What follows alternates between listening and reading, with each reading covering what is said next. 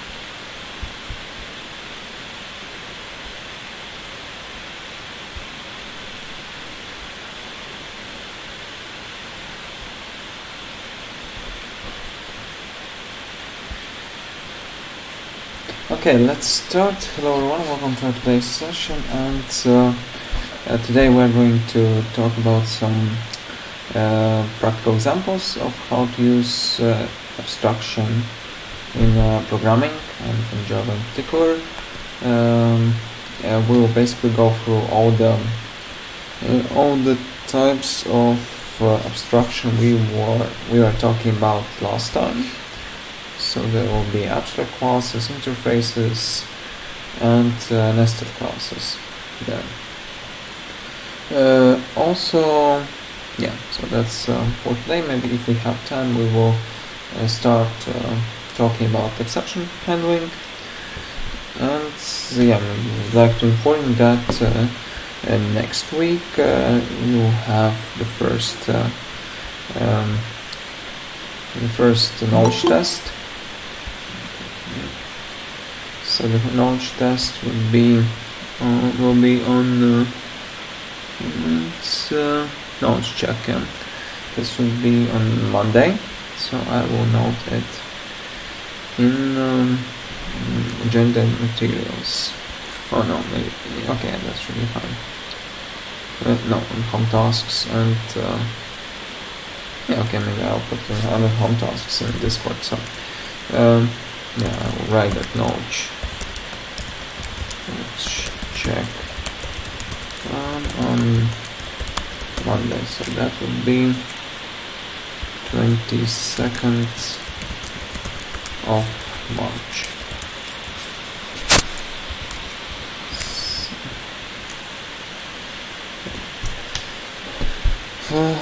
I will send the topics to you on Friday.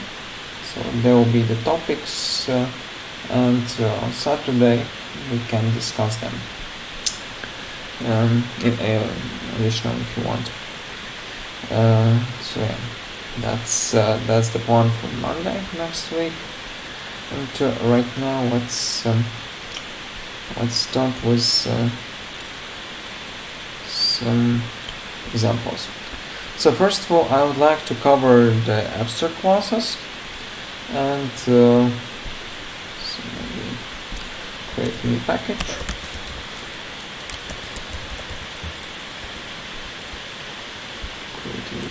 And I will start with the abstract classes.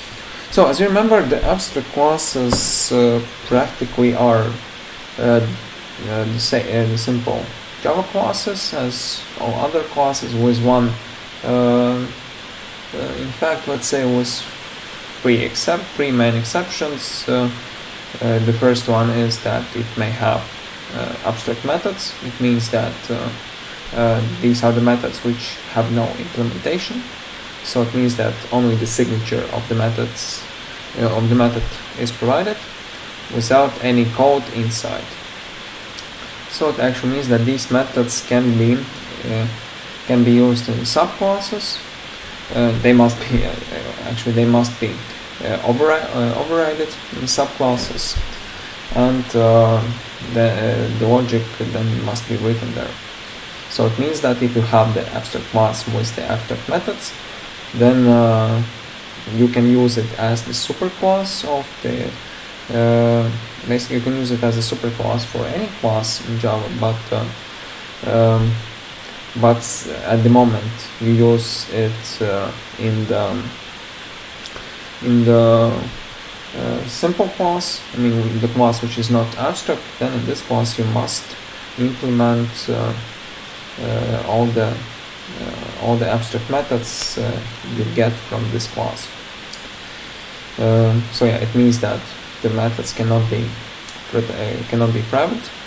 The abstract methods cannot be private because you won't have the option to override them otherwise. And so they must be protected or public for the abstract classes. So using the abstract class, you can define the signature plus, since I said there can be abstract methods, but there can be also non-abstract methods. And in these methods, actually, you can write the logic and then use it in other classes. And the second part is, since some methods can be not implemented, so they can be abstract methods without the implementation, then we cannot create. It means that we cannot create the objects from abstract classes. And that's impossible because again there can be abstract methods, no implementation. That's why. So when you create the object, you can call the methods, and so then you won't be able to call the method because it has no implementation. That's why abstract classes cannot be instantiated. So yeah, well now let's the third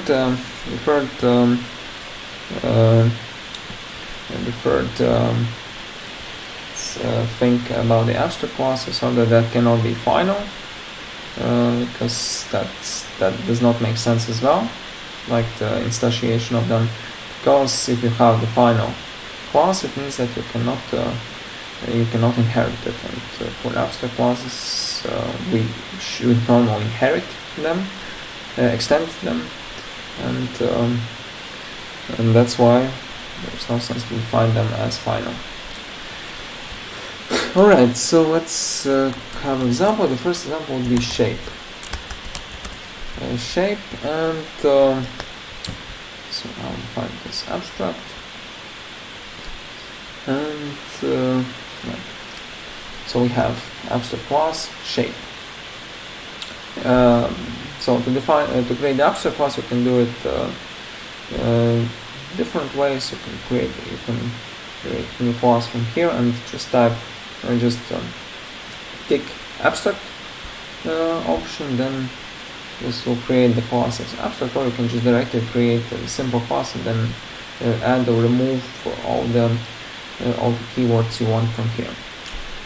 So that will be the first thing.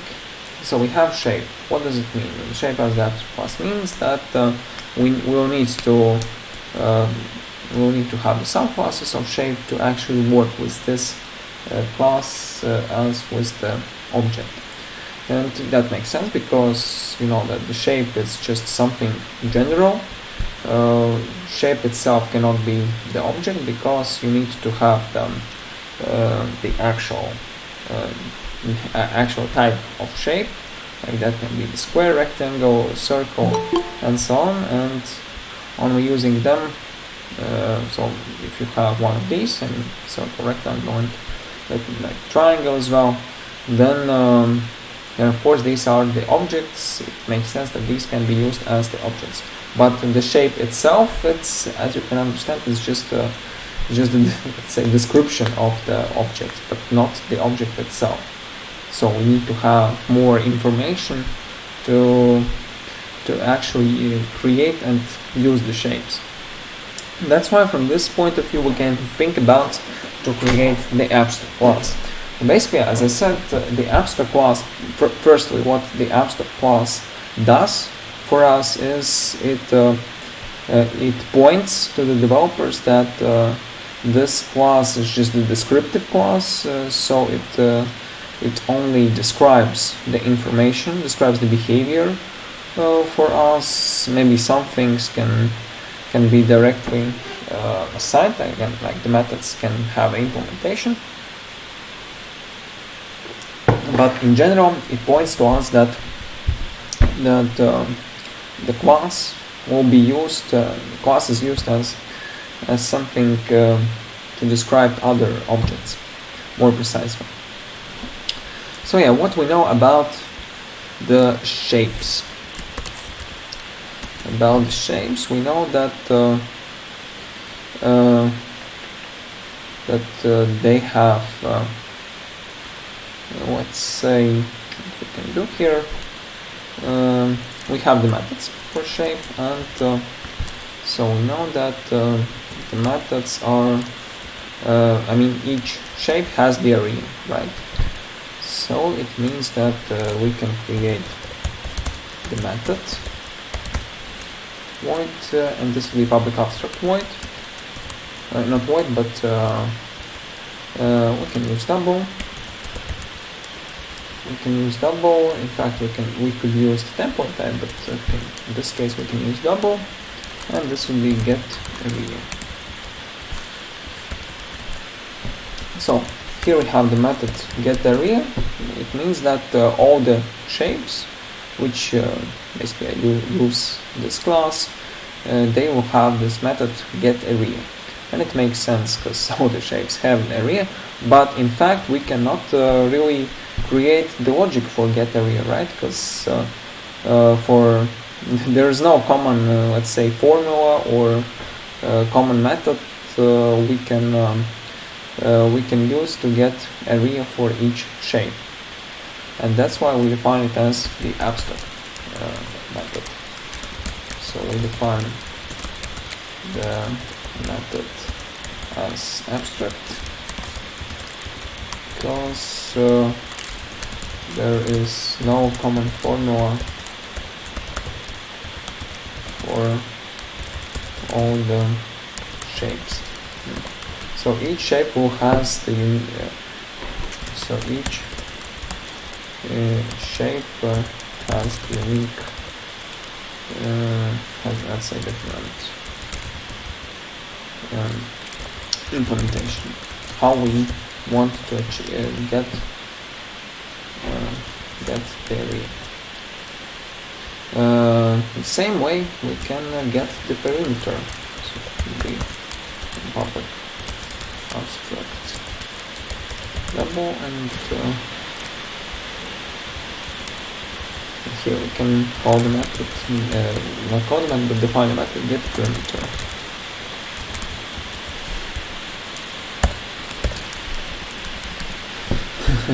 Yeah, so this is what we have here, and what else can we do?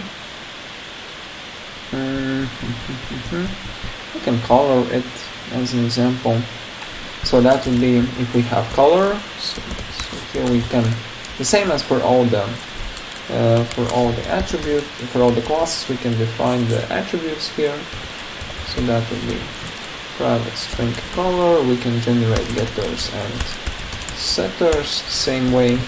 So in this case, color will be used as the attribute in the same way as it will be used in all the classes. So nothing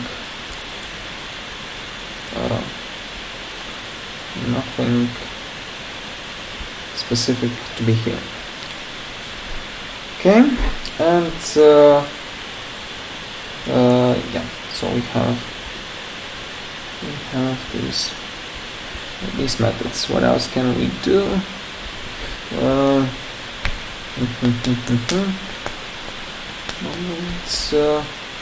Let me think. We can create method to string, and this will represent our object. And here we can do some interesting things. The first one would be this get class name. I think that this one should work. We can type something like this. I am, and here there will be the type shape, and so then that will be I'm colored in. That would be this color. Right. So here we can add some representation. Maybe. Okay, that should be fine. And yeah, this is what we have for shape. So now it's abstract class. We will use it as the description for other classes. And let's say we have two classes. first one would be circle. That would be the normal class. Circle is shape, so we can extend the class shape. And at first what you see, it has the error. The error points us that we need to implement all the methods which are abstract. So first we will have the errors which point to us that we need to implement abstract methods. One moment, give me 1 minute, I'll be back.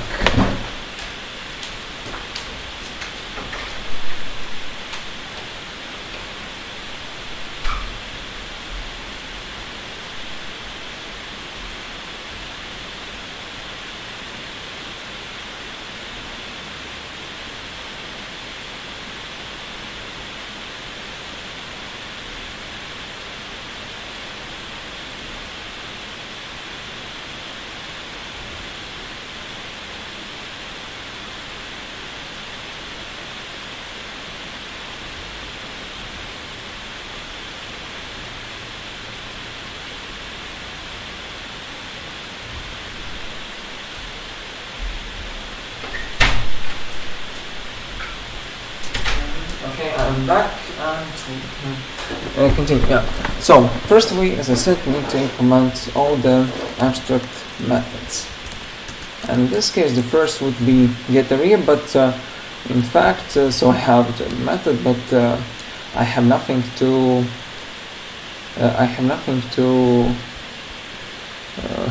write here, because I know to get this to get the area of circle, I need to know the radius or the diameter. So I will start with the radius, and this will be private double, and this will be radius.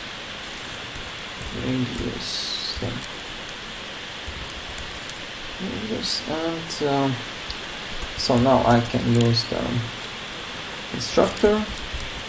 And in the constructor we must provide the radius. And it means that I will provide it this way. And when I have the method getArea, then I can easily calculate the area of the circle, and this would be pi times radius times radius, so that would be radius squared.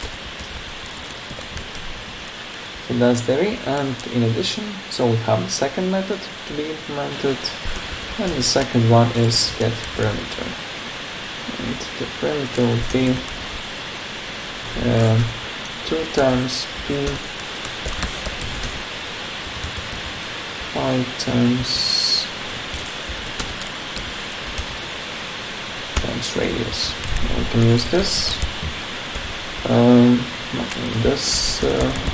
keyword to be more precise here, and now we are ready. Now the circle is ready. So let's complete class with the extended class shape. The same way we can also do for another class, and that will be rectangle. So in my project it's new class.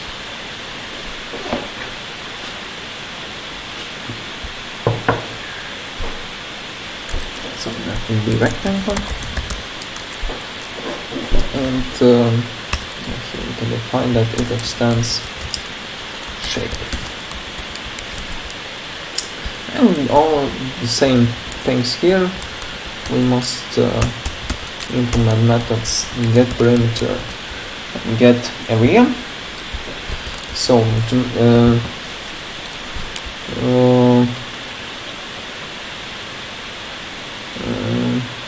Yeah, maybe let's generate getter here as well. So that would be getter for radius, and oh yeah, one more thing. Okay, maybe let's implement rectangle, and then we'll go back to one more thing. So the first one is to define the length, so that would be double, could be length, and then we have width, and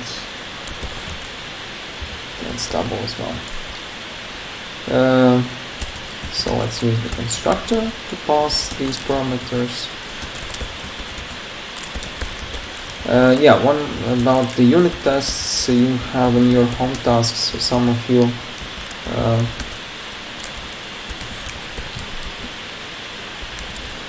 you asked about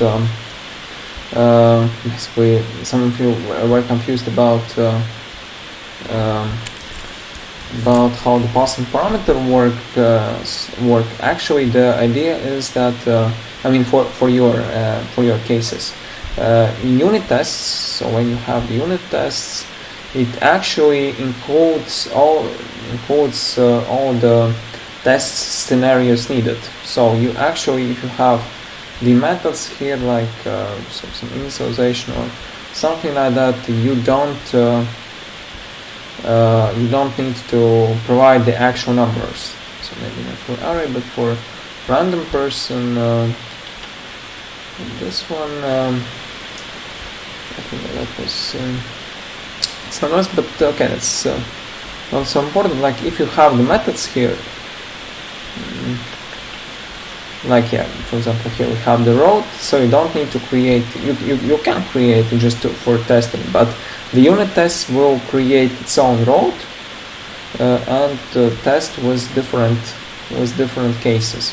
So basically, unit tests just do all the stuff to test what you have done. So actually there are all the test cases there with different values, and then your program will be your classes will be executed from unit tests. So there are all test scenarios provided, and then it will actually check if your program provides the same result as expected. And this means that if everything is the same as expected, then the unit tests are green. If something is wrong, then it shows you where is the issue. Right, so that's how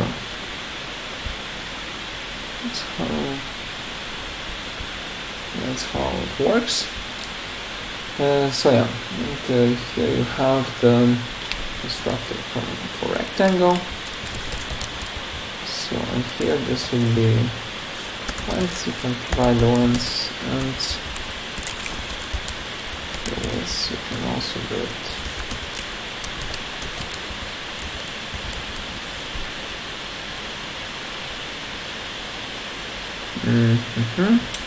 Yeah. So this is what we have in constructor, and what will I do? I will calculate the area. So the area would be length times width. That would be length times width. And the perimeter is, so that will be 2 times length plus width. And one more thing I forgot to do is to extend to string method. So that will be to string, and here we have the information which comes from the shape class, so this information, and then in addition I can add some more things, and this would be so when I have radius, this object has radius, so I can say my radius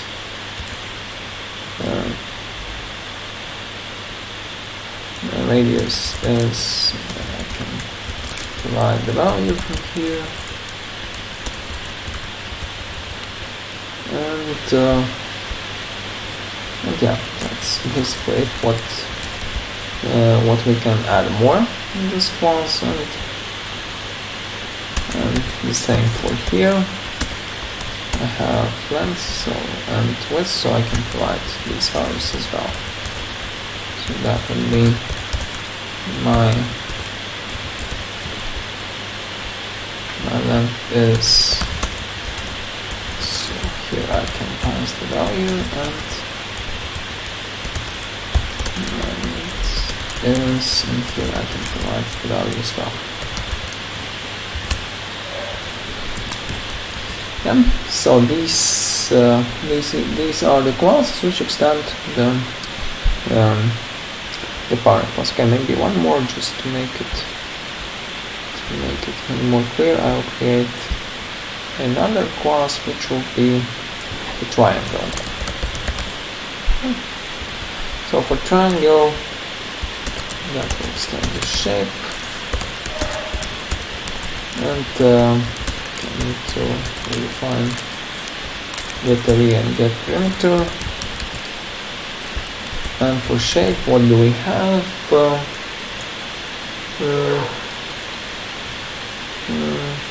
Yeah, maybe to not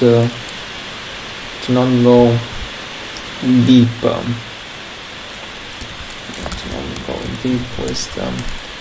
With the mathematics here. I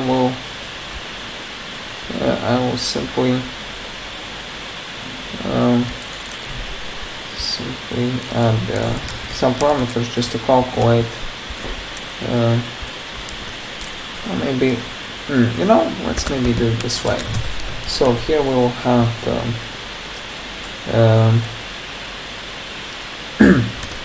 the size, the edges. Yeah. Just the length of the edges. So that will be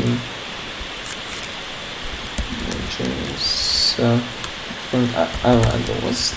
Oh no, maybe I will add just the array. So it will be private double array, and here we'll have the edges of triangle. So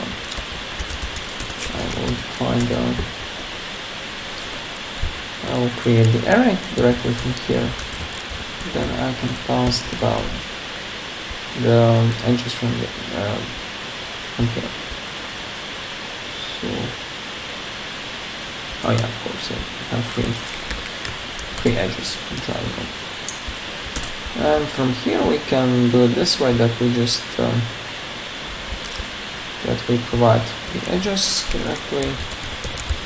So that will be edge 1. Then we have double edge 2. We have double edge 3.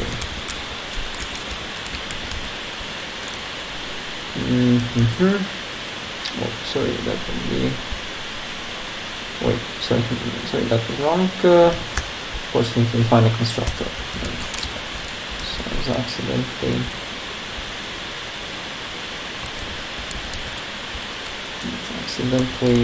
commented the method. Yeah. And from here we can add the edges. So that will be the first one. Size the length of the first edge, and this will be the length of the second edge, and the length of the third edge.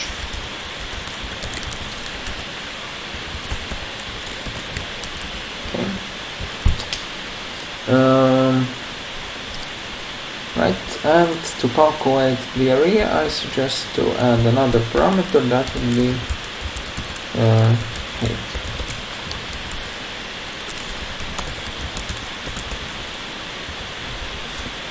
Yeah, in fact, we can use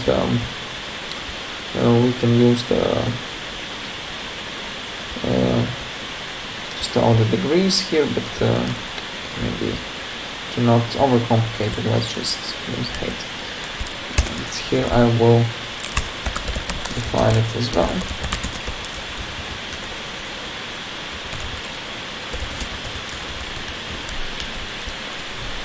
That would be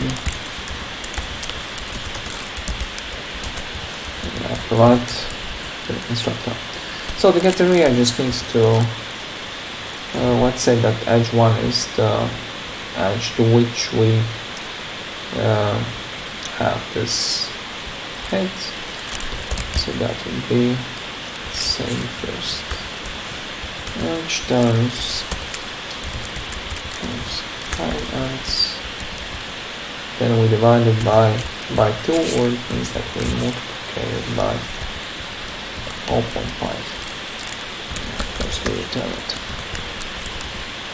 So this will be the ring, and to get the perimeter of it, we just need to count sum all the edges we have, so that would be edge 0 plus edge 1 plus edge 2.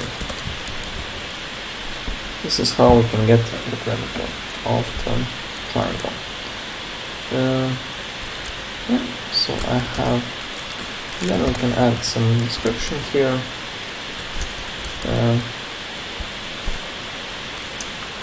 So here there will be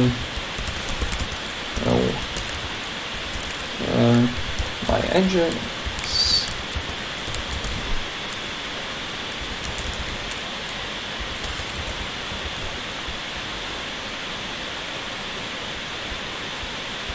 Just that would be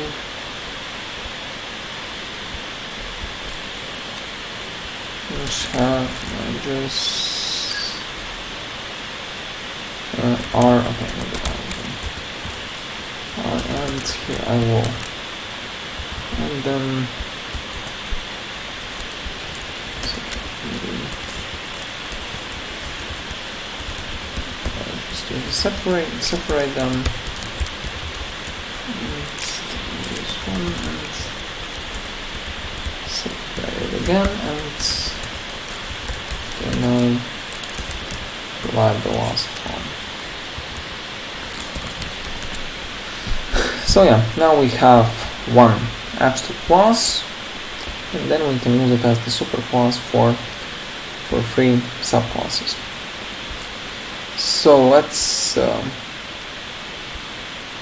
test it. Test abstraction.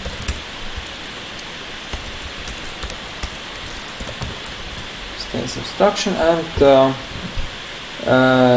here, firstly, what we can see, this is what I said, we cannot define we cannot create, we cannot just simply create the shape.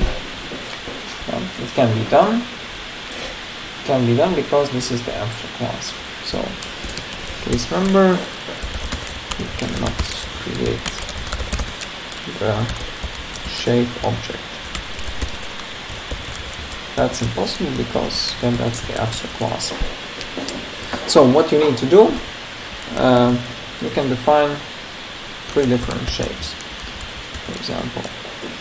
So let's start with the so maybe I can say shape 1, and here I can define the circle. Let's say circle with the radius 5, and then I can just put some statements here to show that this works. So the area of the circle is, and here we have So now we can also do the same for the perimeter and see that everything should work. So the perimeter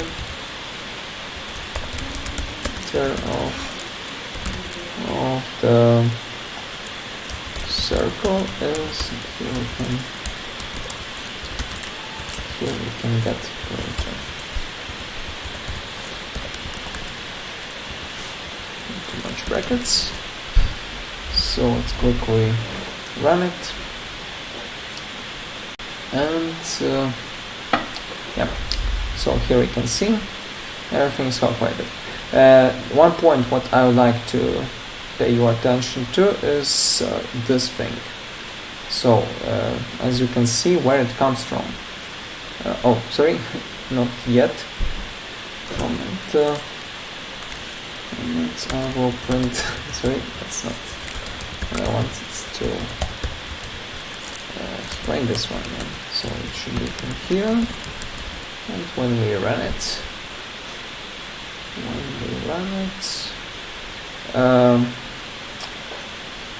yeah. So maybe that's fine as well. So basically, what we can see here, here's the description of the shape, yeah, as I said, and you can see this thing where it comes from. It comes from here. So, sorry, that was the simple name. Yeah. So I use name, but yeah, if you use name, you will actually get the full name with the package. If you use simple names, then you should get the name without the package name. So what you see here, using this get class, this will actually provide you the information about the class. So here you can see again, I use this from the shape class, but actually since this is the super class, this will be considered as the object, and the object will be one of these. Because again, please remember that this is actually the reference to the object you are currently in.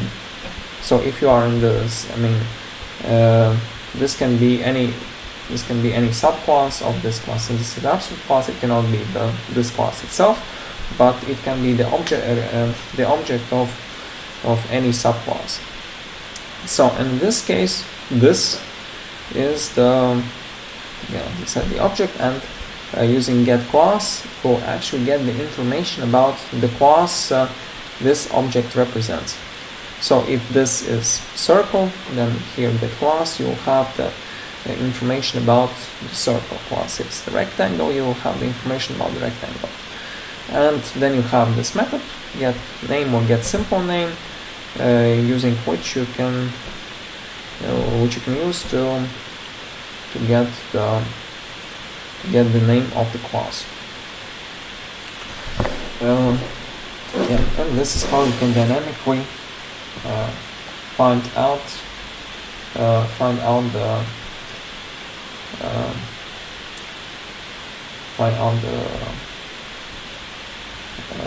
the name of the class. One thing is missed here, and we already noticed it. This is color. So I forgot to set color, and here I can do it. So here I will set color. Set color, and this will be yellow. So this will be yellow, and now we can see that the color is provided. So the same way as for the circles, I can do the same things also for other shapes. So let's say I will create the rectangle, and here I'll provide some for one from this, and so here I will also color it. Set color and green. So this is green, and I can say I'll copy these these method calls, and here I'll type rectangle. Here would be the rectangle as well. So let's see what, and at the end I will also print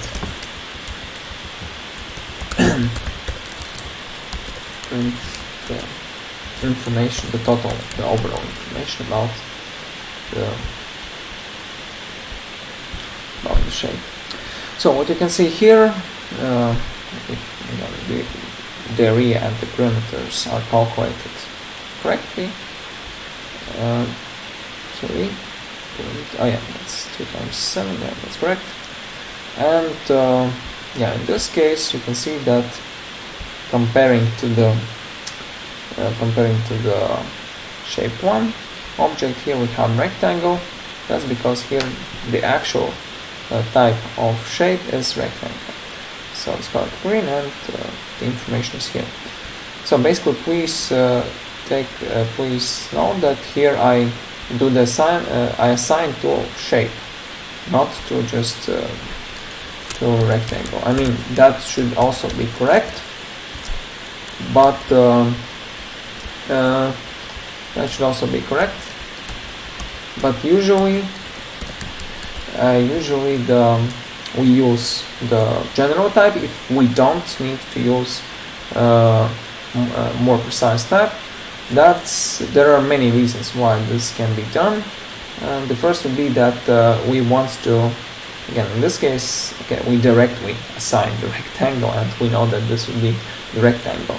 But on practice, you usually get this value, this object, from somewhere you don't know what result you can expect. And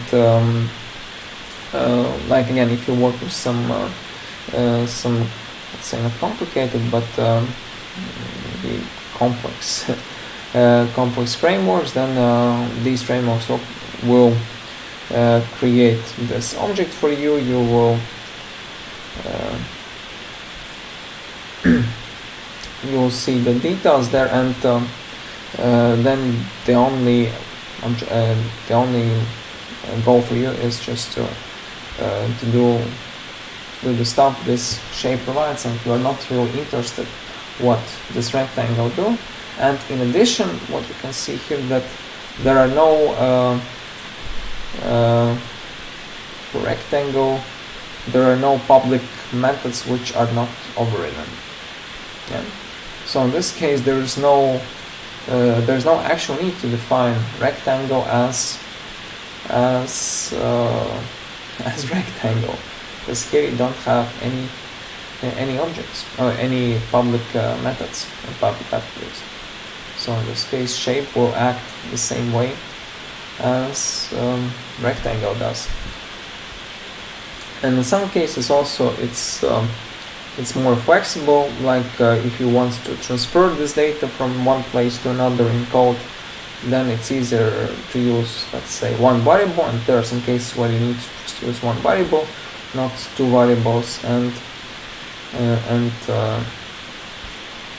then you can reuse the same variable for several times, and this may be more efficient. So yeah, here let's maybe do the last thing. We'll do the same for the third class, and this will be triangle. So here I'll provide the length for the size of the edges. The height that would be 4.47 against the first edge. So, and here I'll do all the same things. So I will set color black. And again I will print out all the information about the triangle. Shape 3, and all the same methods we have here.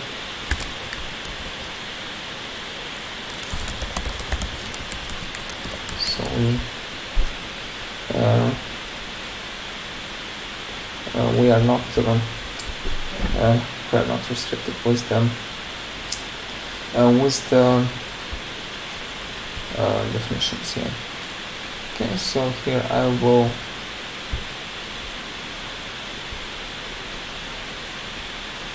call the method, and here you can see that we have different information, but for the same superclass. So one more thing I would like to say here is that you can see that here we have practically the same stuff we do for all the shapes. So in fact, we can make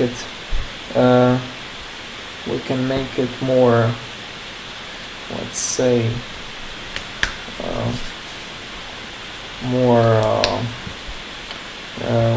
like here we write the same code for 3 times.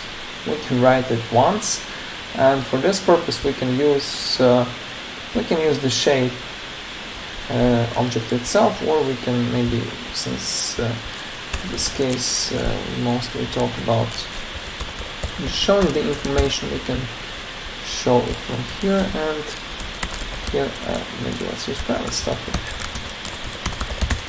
and here I will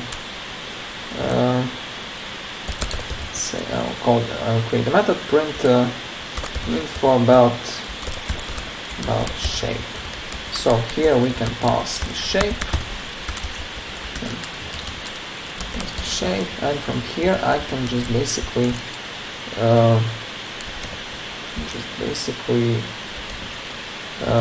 call this information we have here. So first of that will be shape here, that will be shape here, that will be shape here, and that will be shape here. And maybe let's type the color somewhere here. One more thing we have here we don't know is the type. So again, to get the type, as we already done it today, what we can do is that we can provide the type here, and the type would be shape. So again, we can get class and get simple name. So yeah, this is what we can do here, and same way we can replace circle from here as well.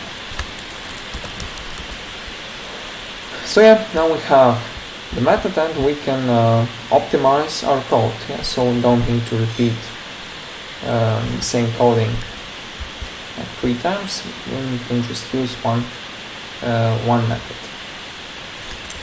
So in this case, I will skip printing all these things here. But what will I do? I will just simply call the method. Let's use the full name, and here I have the method. So apply the shape 1 here, and I print all the information. So the same way I can do it here and here as well. So now we'll have the same results. Maybe let's print line break, and just to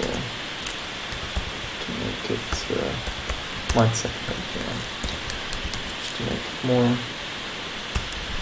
clear. So it will have the same result, but actually we reuse the code. So we reuse the same method 3 times. That also makes our life more comfortable, let's say, because here we can reuse it as many times as we want. And here we basically, in addition, what we have here, we use the abstraction here. So it means that we can use this method without knowing what is the actually right here.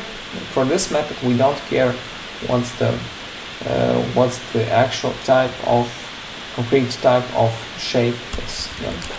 So the method below does not care about what is the actual type of the shape provided. So we can reuse the same method for different classes, and this is basically what the inheritance is about and what the abstract classes are about. Okay, so after the break we'll have some more I will explain some more things about abstract classes. Now let's have the 10 minutes break.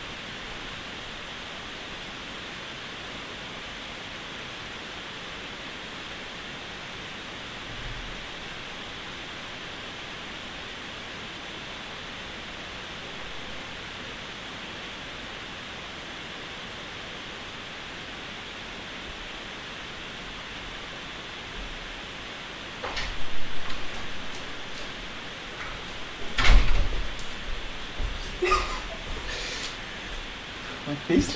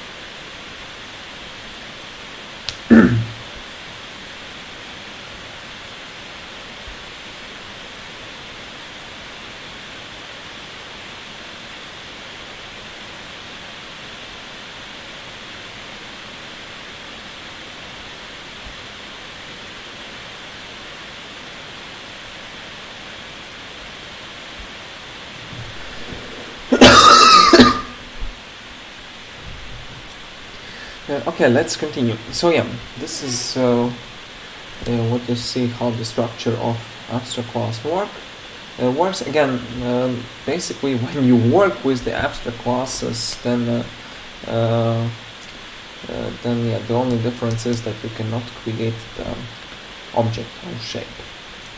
But all the other things are the same as for the simple classes. I mean, when you use them. You don't want to extend them or just do some logic inside.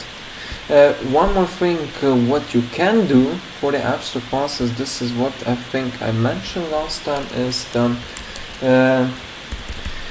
the thing called anonymous methods, and this is what we can actually create for the abstract classes, and we can also do it for the interfaces. So I will show you for the abstract classes. Anonymous. This is called anonymous class. Why it's called anonymous? Because it's actually defined nowhere. So here we have the executable code. Yeah. So we have the executable code, and right here, what I can do is I can create the shape. That would be, let's say, shape 4, and right here we can actually type shape. And the interesting thing is when you in Eclipse, or I think in all the IDEs you will work with, if you type the name of the abstract class, when you want to create the object, what you will see is, so here you can see anonymous inner type. So that's basically what happens when you type on shape. So in this case, if I type on it, you will see that we have these curly brackets here, and inside I actually must provide the implementation of the methods. So it actually asks me to provide the implementations here. So it actually means that I don't need to create a new class here or somewhere else. I just use this implementation for the implementations for these methods separately for this object without touching just any definition and so on. And right here, let's maybe say we want to implement square.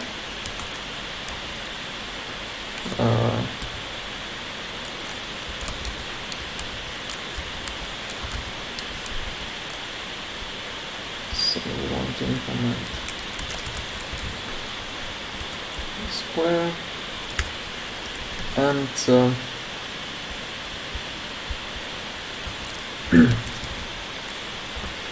and right here we have the only parameter. Here we have the only parameter, and this will be the edge. So we have one edge. We can define it the same way. Parameter double edge length. We can define. In this case, we don't actually need to define a constructor. Of course, in T, yeah, we cannot define the constructor here because this is the object will already be created at this point, so we cannot really define the constructor again. So I'll say in anonymous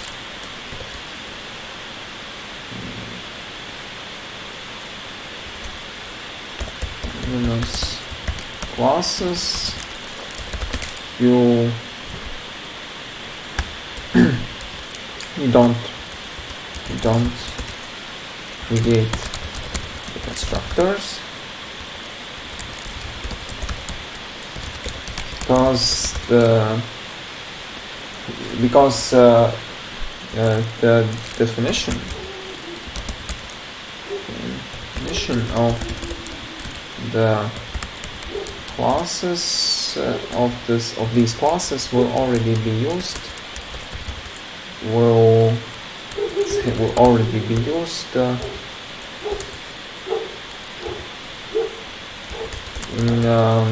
for the objects.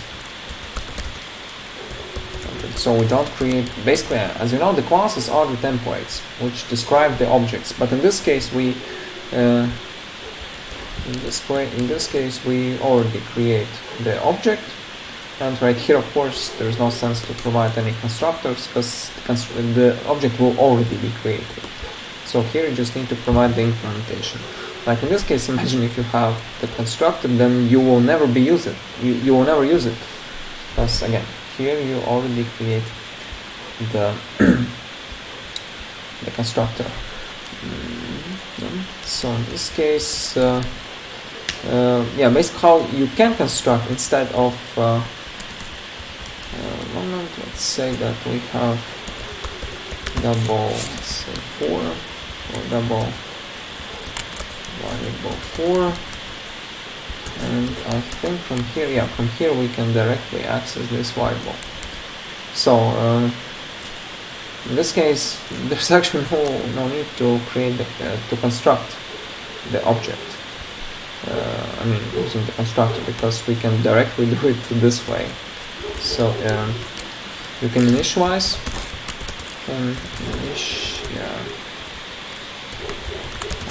the variables with the values. You can access this in the method. Okay. So in the method you have this variable, so you can directly access it inside the class, inside the class definition as well. So yeah, here we have the length of edge, and here we can implement the methods. So the parameter would be 4 times times the edge's length, and the area would be just the edge times the edge. And this is what we have. In addition, what I can add, yeah, case member, we have 2 strings, so we can redefine it here as well. And here I can provide additional information to string method. So that would be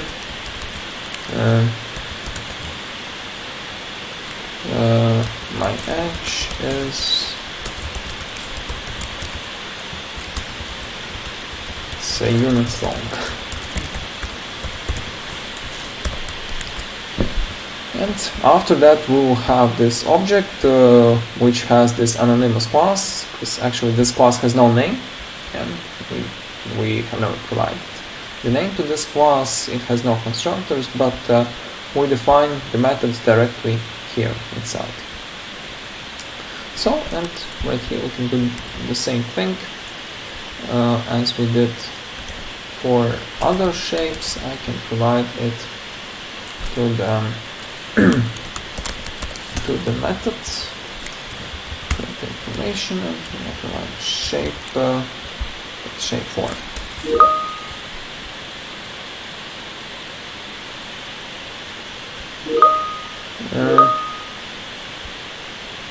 Okay, so I will turn off Teams.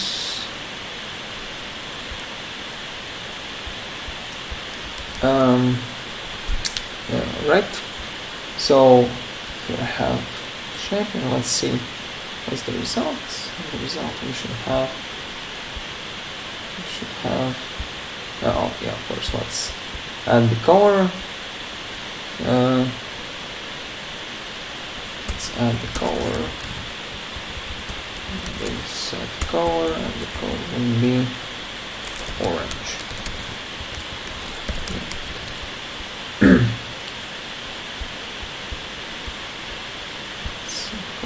Orange, and let's see the result. Now we should have, and yeah, so here we have the issue that the class has actually no name. So in this case you'll see that this will be skipped, because again we have anonymous class. So the class name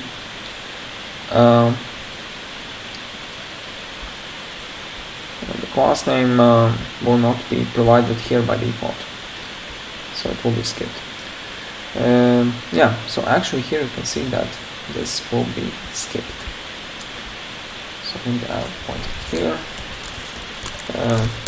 Anonymous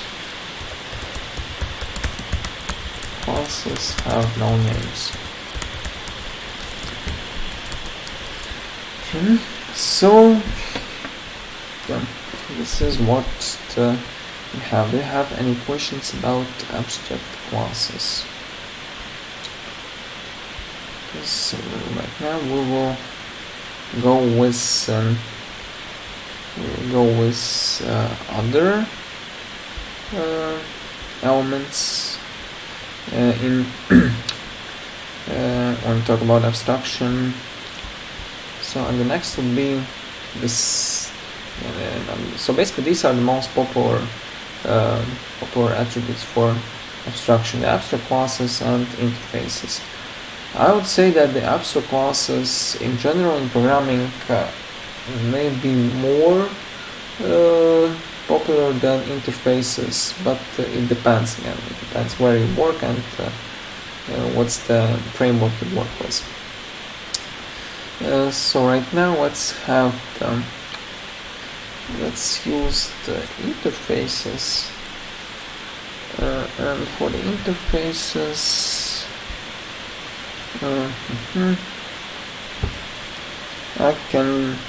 we can use the previous example we created, but what will I do? I will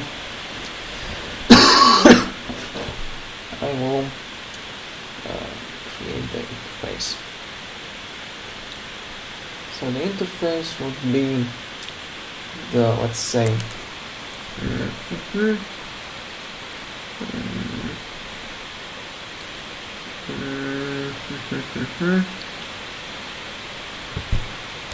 let's say drawable.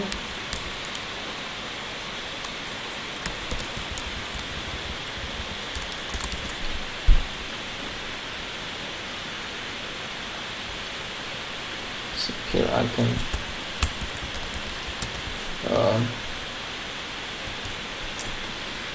I can define the method draw.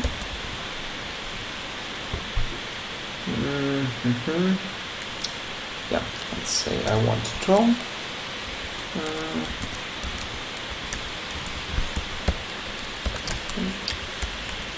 Public color white, and will not return think so.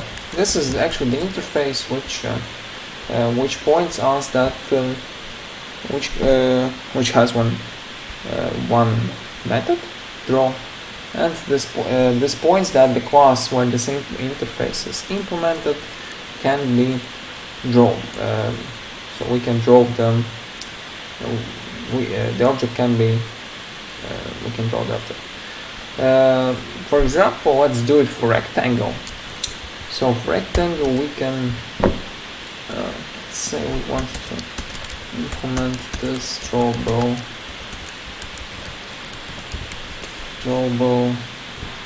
interface. Yeah. So now we can implement it, and again it says that we need to implement the method. The method is draw. So that's the method, and we must implement it. So just for fun, let's actually implement this method. So what we can do? Let's say let's draw. Let's draw the rectangle. So how can we do it? Basically, I will just use the dots. So we will just go through each line and draw the dots. So what will I do is I will draw the first line. So that would be the first line, and what will I do is I'll draw the first line. So that will be int 0 I equals 0. So here I'll just draw the rectangle using the dots. So from it here, draw the rectangle using the dots.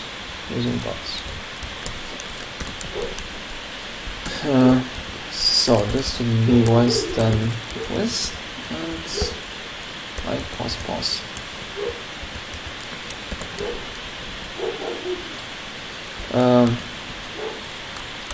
So here I will just print the dots.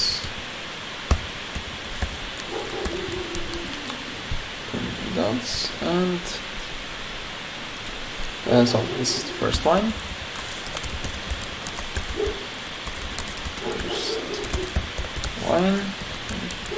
First line of rectangle, and then we need to draw each line. So it means that we'll have just 2 points. One point is at the beginning and another point is at the end of the line. So here we'll draw the lines. So we want to draw the first one. Draw the lines from the second to the last -1. Yeah, because the last one will be the same as the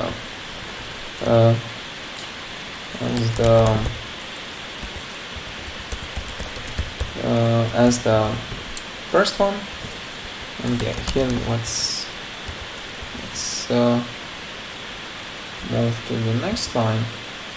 So that will be system output, and we'll print line break. Wait, sorry, too much.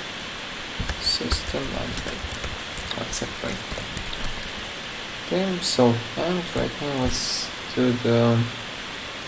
So that would be int. We can use I, or maybe just to be more precise.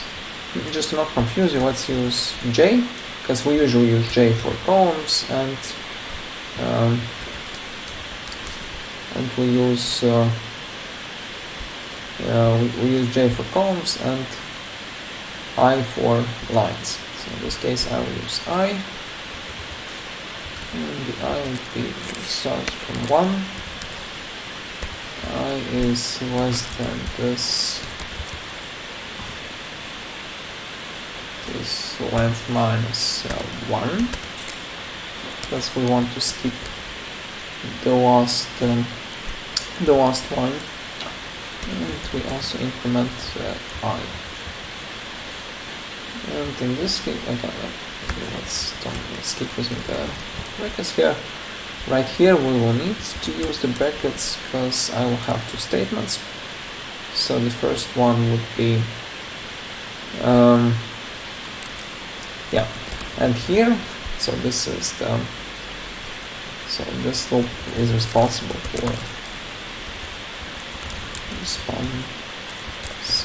for looping through the lines, and the second loop will be responsible looping so let's say yeah, looping through the columns. So here we need to go through the whole line, so that would be j start at 0. And again, we'll need to put the point at the first position and in the last position. So that would be that we start with the second position. Maybe just to not confuse you, let's print the point at the first position, and we will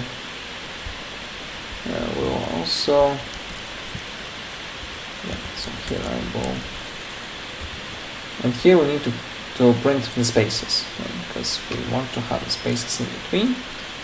So that would be that j is less than this was -1, and j plus plus. So, and here, oh sorry, yeah, that's correct. So here we'll just need to print the white spaces, and then at the end of the loop we also need to print at the end of the iteration we also need to print the dots, and yeah, then we also need to print the line separator, this one, and the last thing also need to do the same for the last line. So that we draw the last one, and yeah, here we use the dots just for the full line. Okay, I hope that this is correct. And so now we know that the rectangle represents drawable. I also implemented this method. So in test abstraction we can check how this drawing works. So that's the rectangle. So I can print it and draw it. So, and what's the issue here is, right here you don't see it. I mean, maybe just not confuse you. Let's do it at the end. I cannot use shape right now. Shape type, because shape does not have shape tab does not implement drawable. That's why. And that's why to call this drawable method we need to use rectangle or drawable. So right now maybe I will use the interface drawable, and I will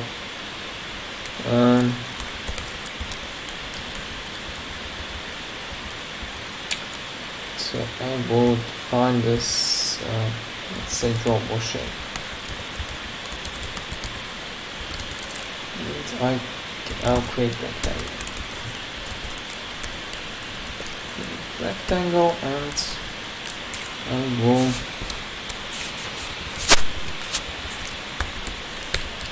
provide the parameter state. So here I will draw it.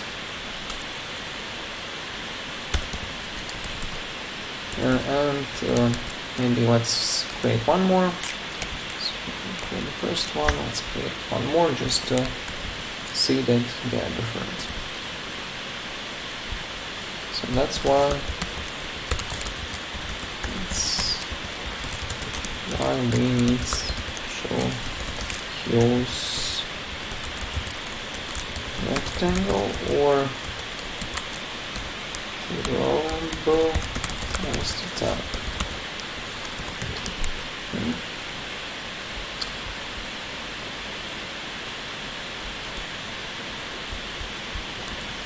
So, and the same way I will do for the second one, basically that will be the same. I will just provide different parameters to it. The global shape too.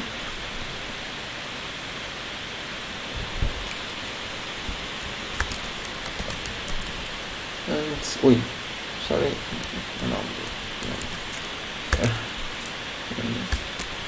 And let's see what do we have at the results. And something will work here, and yeah. So here, yeah, one moment. I will need to also print line separator.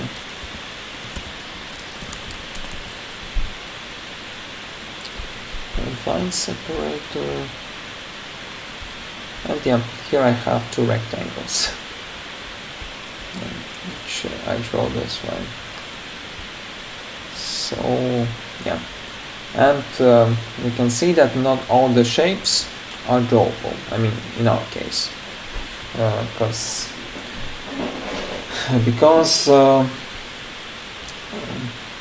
again, that's quite complicated to implement, more complicated to implement such methods for circle. That's why I'm skipping it, and this is what I provide. And this is the information I provide to the program. Okay. So I draw only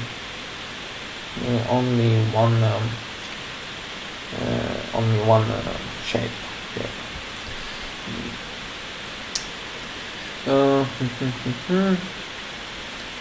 Yeah, this is what we have here. What else we can do? Yeah, this is for the interface. In fact, I can what else I can add here? I mean, for this example, I think that's pretty much it. We'll have another one. For drawable, what we can do as well, so the same way as we can do for the abstract classes, for drawable, we can also, let's say, create drawable elements, and in this case that would be that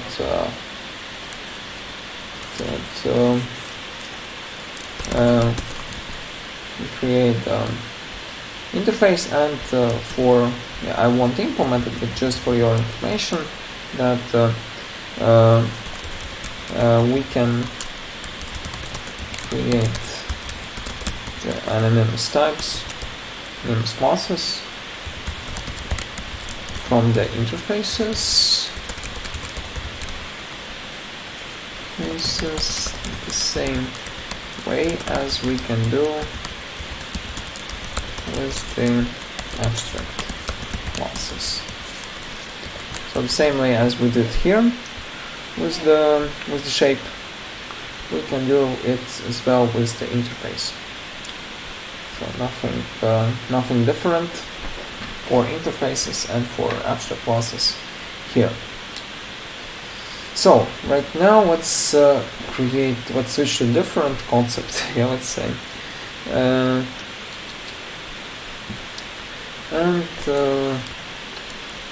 Let's create the interface computer.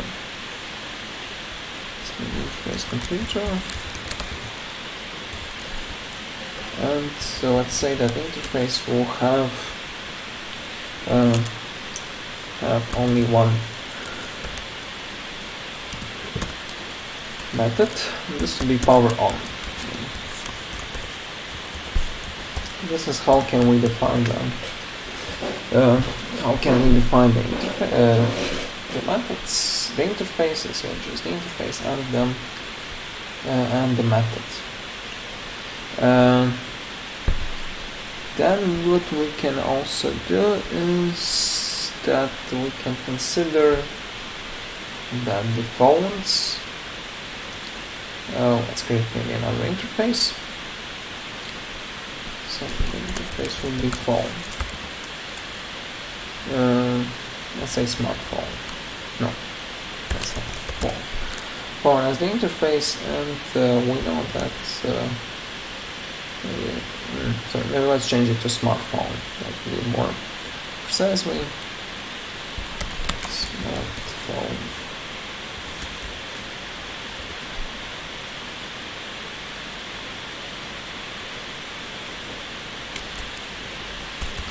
Smartphone, and here I can extend the interface completely, because we can say that all the smartphones are computers. So in this case, you can see that interface can extend another interface, and this means that this will have the same method as the computer has. So it means that the method power on will be available here. So method power on is available here.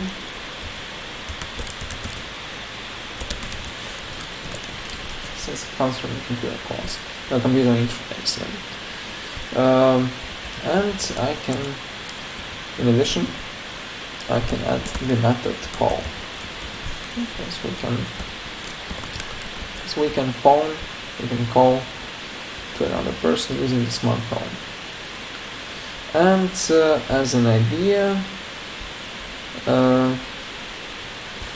so what we can do as well, we can create the actual phone. So that would be, let's say iPhone. iPhone class, and the class will stand the this will implement phone.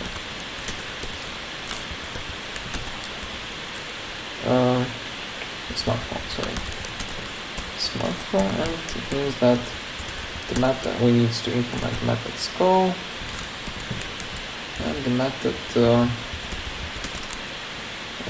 power on.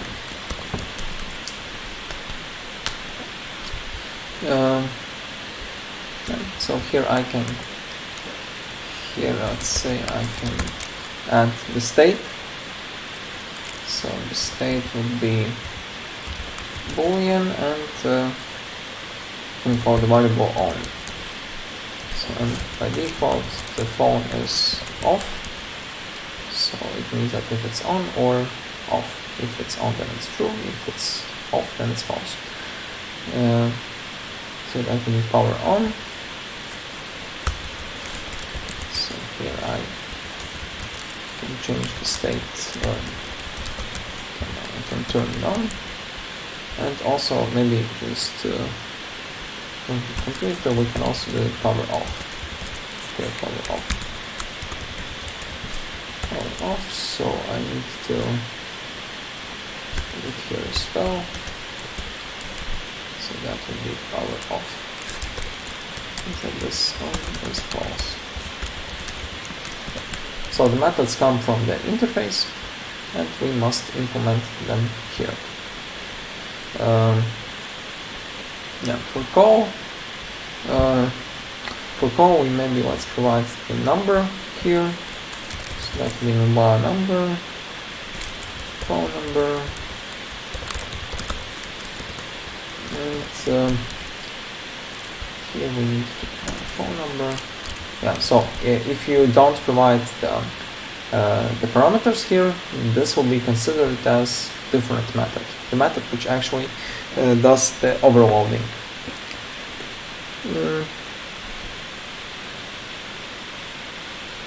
Which actually does the overloading. So in this case, if you don't provide the parameters, the compiler understands it as you created another method. Okay. So in this case, needs to override, to implement. Sorry, not to override, but to implement the method from interface. You need to have the same signature. And the signature was phone number.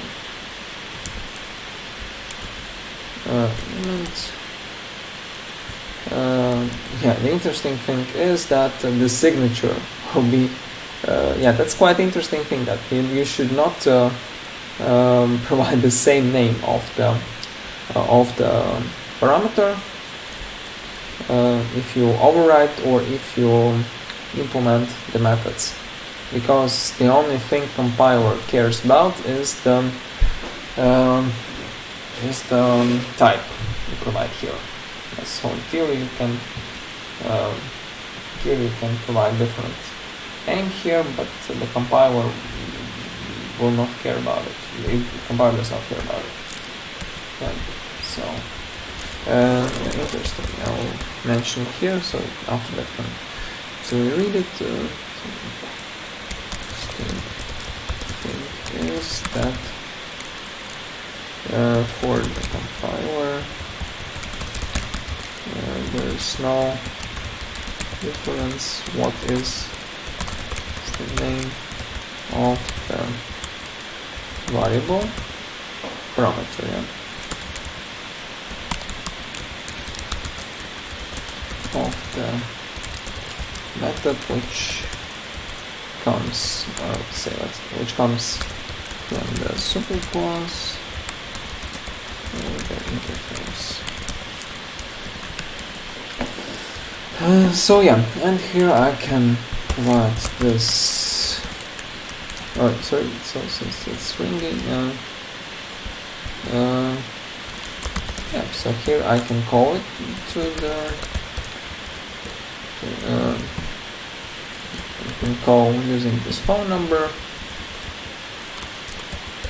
So I'm calling to, and so there's some action. There's the action here. In this case, I'm just printing out and calling to the phone number provided.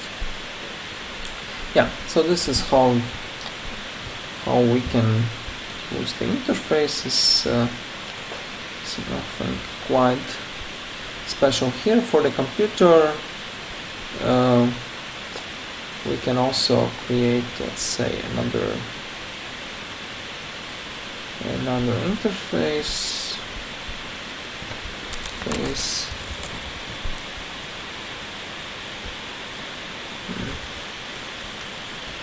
Let's have the personal computer. Personal computer.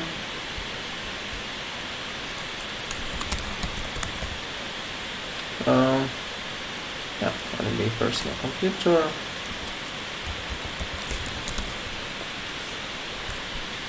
And just have it as PC. And it should extend computer interface, or maybe it's so maybe let's create the abstract class instead of interface, just to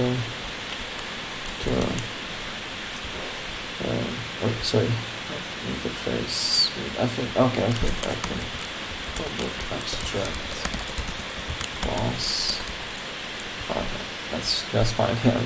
If you accidentally define the interface, you can simply just redefine it directly from here. So here I have the abstract class, and I can implement another interface. So that will be computer. And for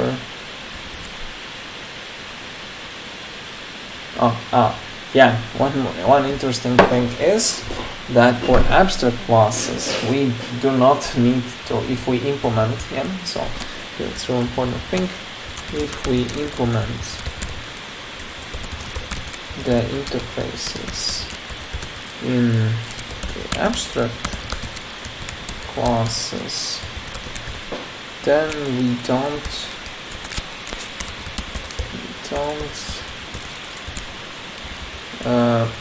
mandatory, let's say, need to implement the methods from them.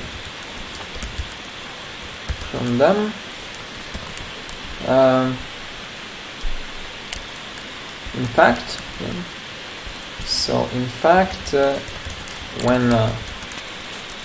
when we implement the interfaces and do not implement the methods from them,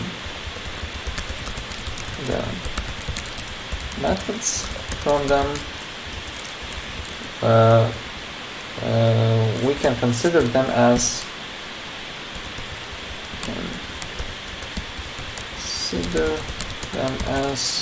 abstract methods.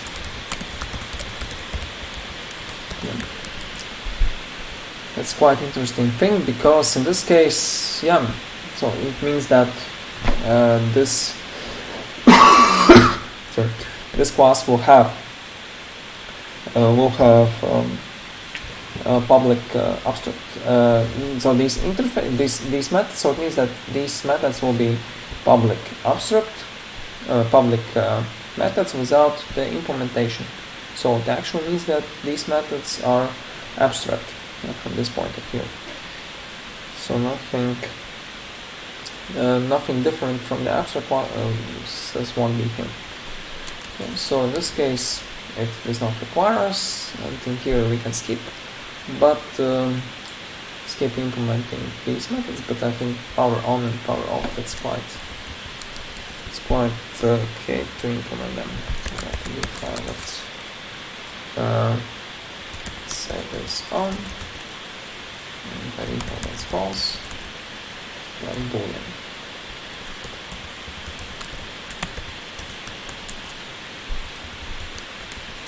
And to implement the methods power off. So power off will mean that this is on as false. We call power on.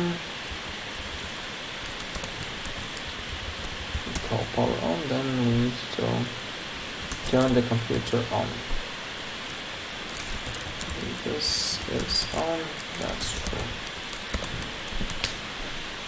In addition, you can add some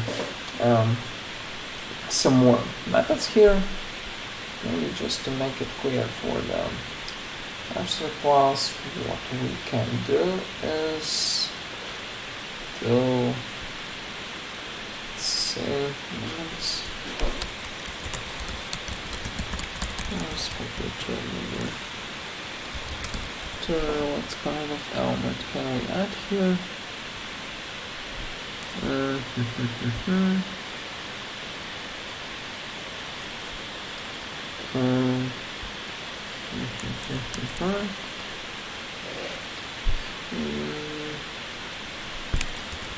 Maybe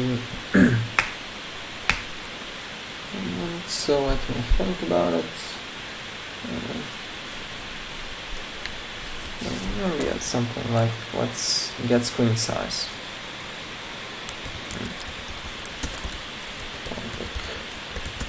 Abstract methods.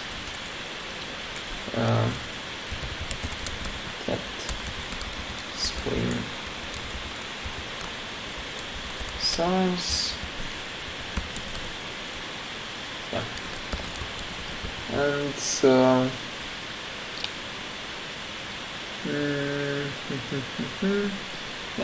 maybe let's do it this way.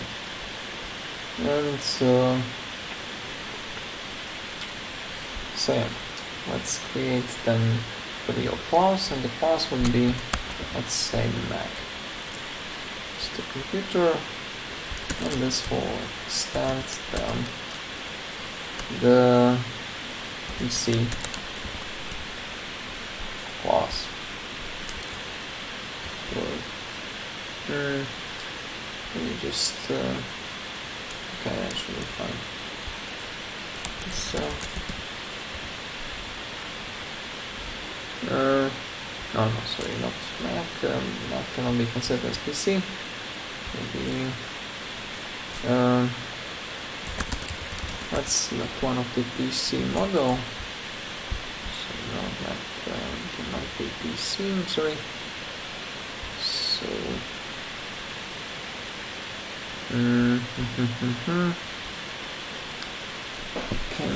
let me check. So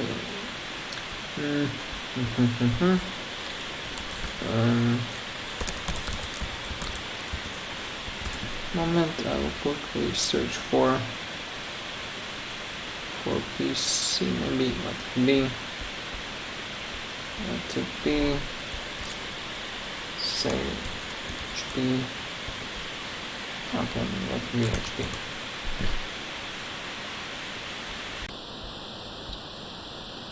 And so right here, maybe let's so we must here implement screen size. So that would be, so here let's say I will have the external monitor. So maybe I will I can implement I can create the class monitor. So that would maybe just not confuse you. Let's create a new class here. So that would be monitor. And so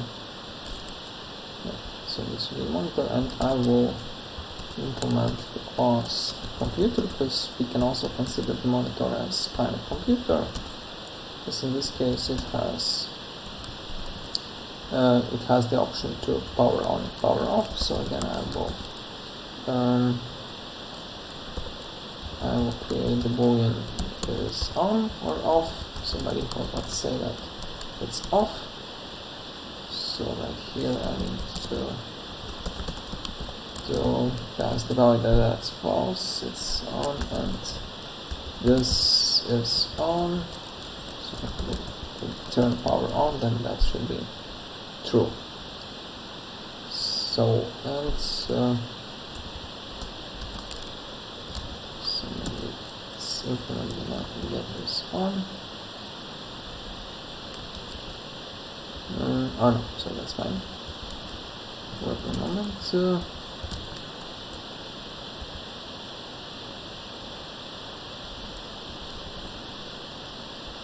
Okay, so here we can check if it is on. So we can check it's true or false. Yeah, and so for each monitor we have the say length and width, so that would be private length and private, so that's double width as well. So let's construct the monitor and provide the size. So that would be length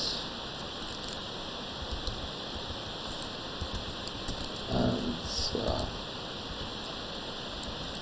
width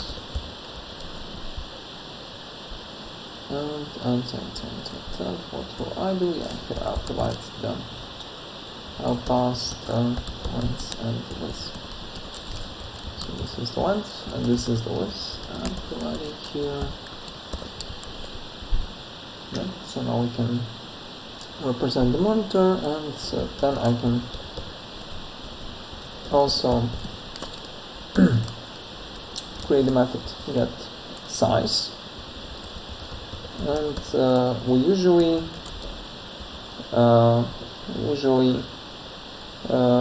consider the size of the monitor as the diagonal size, so that would be the length of diagonal, so that's public size, and here we return the actually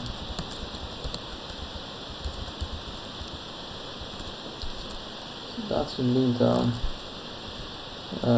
theorem of Pythagoras, so that's the root Pythagoras theorem, so that's this plus square root of that would be this once power of 2, so that would be the same if we just multiply once sorry times this was multiplied by, so that would be Pythagorean theorem.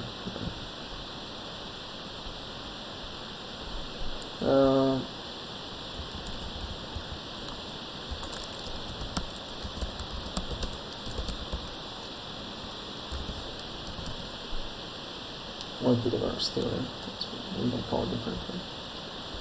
Okay, so this is how can we get the size, and so for PC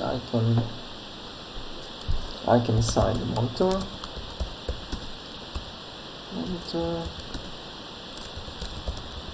the screen, and so I get screen size. I can so that will be, sorry, it's not that should not be the white, but that should be the double. So sorry, that's double, of course. That's double, and here that's double as well. So here I can turn this monitor, and the monitor, and wait, sorry, that was oh no, so that's correct. The monitor and their size. Sorry, yeah, that's correct. Have size. So here we can return the size of the screen assigned to a personal computer as an example. So yeah, this is basically the hierarchy where we use the abstract class, and it's just a general class used to represent the, like in this case we represent personal computer, then we use the computer, which is the interface used,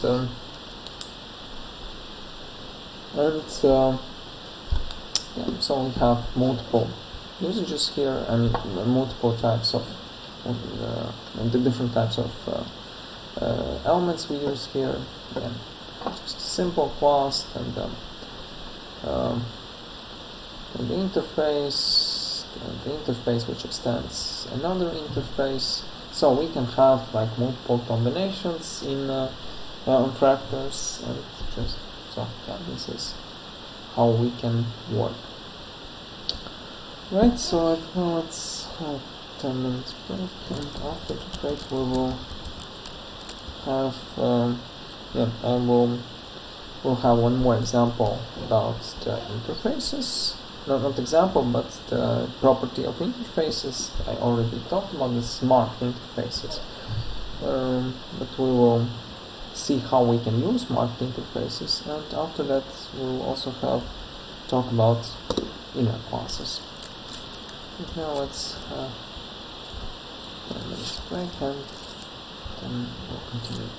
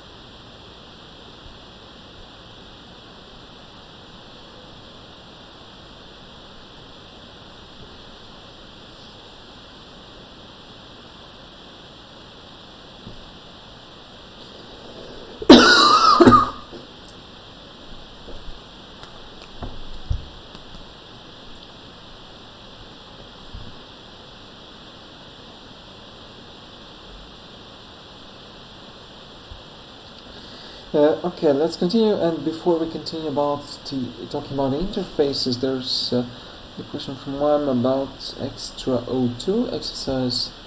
Let's quickly take a look on it. So that's extra O2. This one, and yeah, the question is about yeah, there are two classes to be implemented, and yeah, the first one is array list method, and what's meant by return list with values that are smaller than comparator. Yeah, so this is the construction we have not talked about it, but this is construction of var arguments, and yeah, maybe today we can quickly take a look on how it works. Basically, it's quite simple. It's basically works the same way as the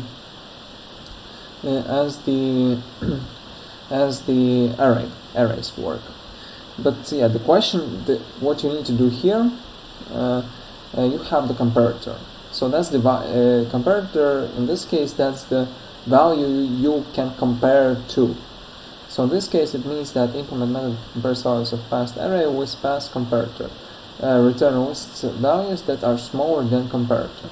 So it means that you need to go through all the numbers here and return the list of those who are smaller than this value. Yeah, maybe the naming is a little bit strange, but the idea is that you need to so you have the numbers. You need to go through all the numbers and return only those who are smaller, which are smaller than than comparator. So basically, go through each number, check if it is smaller than this value. So because that's integer, so you can compare it to integer and check if if it's smaller or not. Is it more clear one now?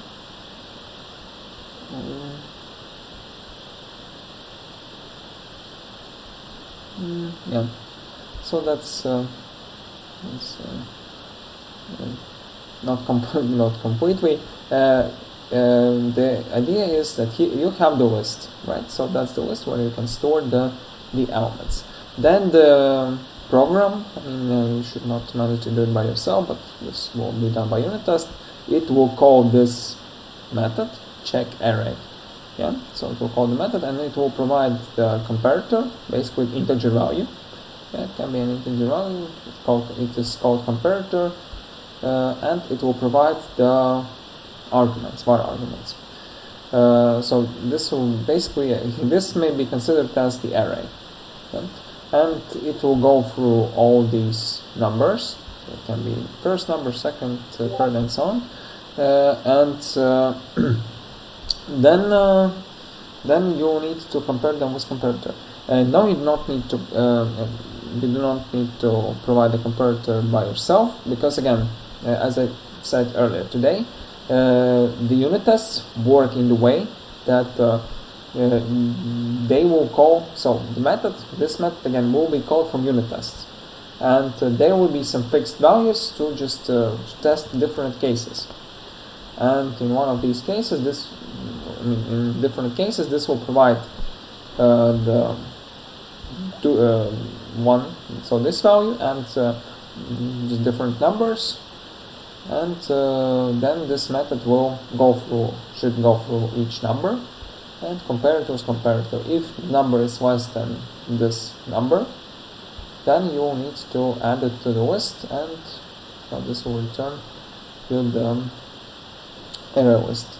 But the idea is that this will be provided by unit test. Yeah? So unit test will pass the values here, and based on the values here, so based on comparator, you'll have the result.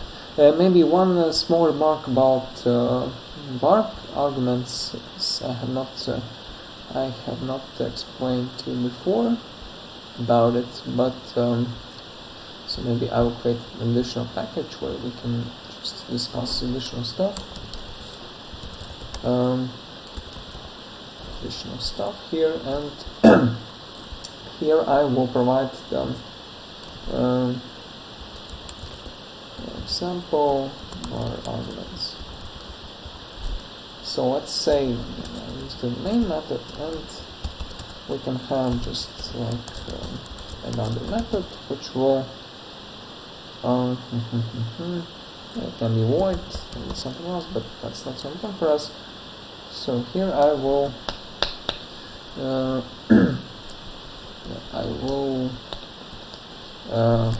say print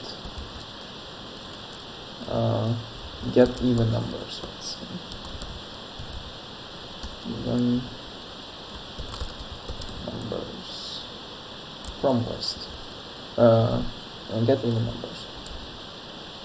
Not get, but let's say print even numbers.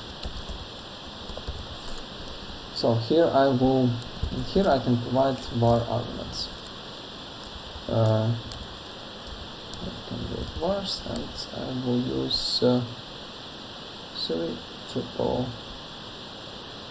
So that's correct. Wait, sorry. Okay. Our three dots stands for what? That stands that this. I will show you how this how you can work with var arguments. But yeah, three dots point you that this is var arguments, var args called. I will just show you one example, and you will see what basically does it mean. So basically, a three dot means that you work with var args. It's called var args. Yeah, it's called var args. There is no, or variable arguments. Yeah, we can call them as well. Okay, so variable arguments. We can shortly call them var args. Var args. Three triple dots stands for variable arguments. Like in this case, yeah, you see this is provided, and in fact, var args can be used as the array, as one array. So what does it mean? Go. So define integer, define value in the same way, and we use vars. So and right here we can check if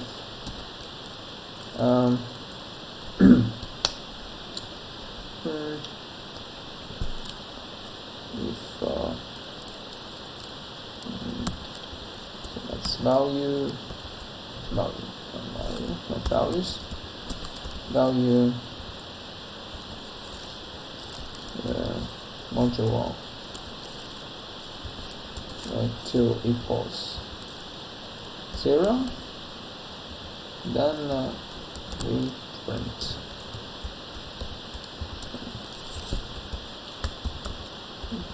this value. So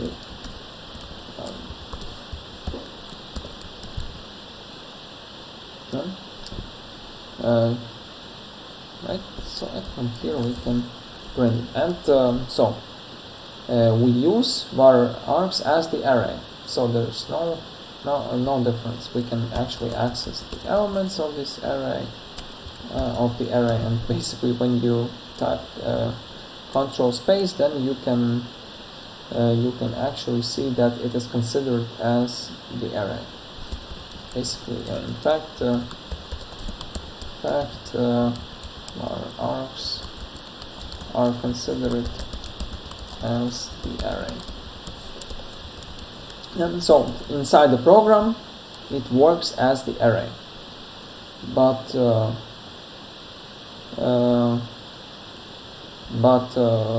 the only difference between the arrays and the var arguments is that the way we provide them.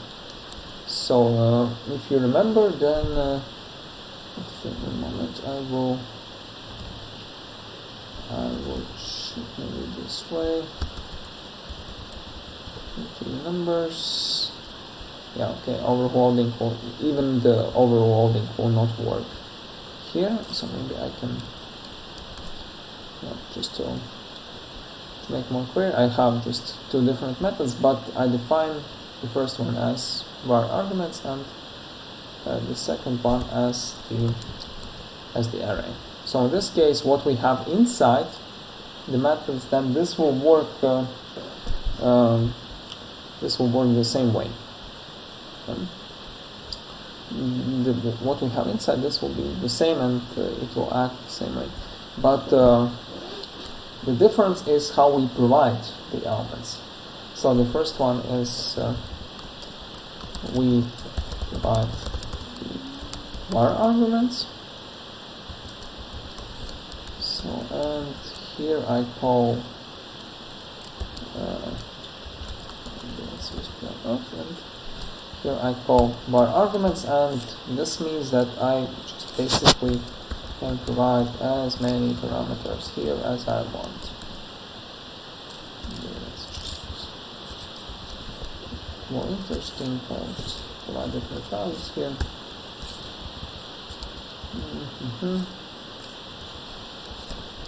So this is correct. And in the same way, so if I provide the var arguments as the array, in this case I need to provide the array and provide all the same elements.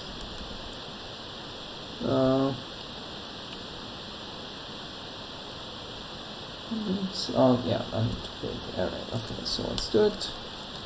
So that would be its array, and I'll create an integer. Oh no, I'll just basically pass these values. And we need to pass the array here.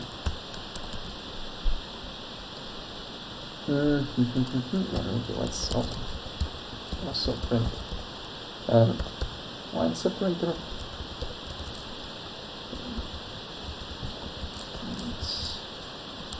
System line separator. So in this case, the two programs will work the same way.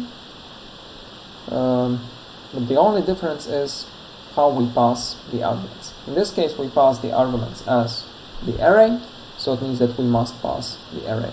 And in this case, we pass as the var arguments. So basically, for var arguments, the idea is that we can have as many arguments as we want, as we provide. So they will be considered as the array. So in fact, this is the way var arguments is the way how you can provide the array. You don't need to create a separate array. You can just directly pass the elements as the parameters. So it means that using var arguments, you provide the elements to the method as the parameters. So it means that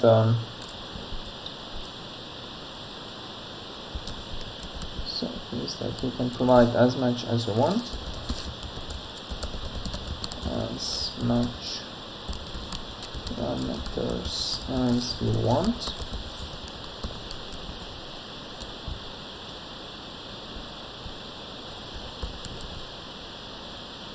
As many parameters as we want.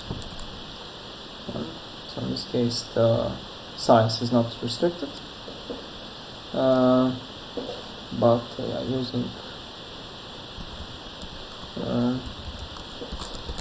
otherwise, you need to pass the element, pass the array, like in this case. But the logic will work the same way. So this is the advantage. You don't need to create the array. This will be done right, in this case, this will be done here. So before that, we don't need to create the array. That's first. This is basically, let's say, the only advantage. You can just basically pass the elements as the parameters. So you just pass the elements as the parameters. You can use var arguments in your methods, but there is one restriction, and the restriction is the signature of the method. So as you know, each method should have the unique signature inside, and it may be tricky for var arguments. Why? Because again, you have unlimited number of characters. So it means that you can provide as many characters as you want. But the question may be if we have, in this case, we have one parameter, and then you have another parameter which is var arguments. It means that it will have as many, you can have so many parameters, like 1, 2, 3, 4, 5, and even 10 and 100 parameters. Yeah. So the question may be how the compiler can understand which parameter is provided. So in this case, the restriction is that var arguments must be actually you can have only one var argument. You cannot create another one. One moment, we'll let's quickly check. No, that should not be possible. Yeah. Sorry. Yeah, that should not be possible. To create multiple var arguments.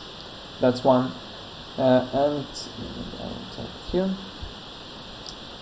So you cannot create.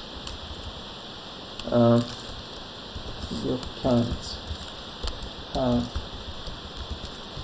more than one var args in the method definition. That's the first rule, and the second rule is that var args parameter there should be defined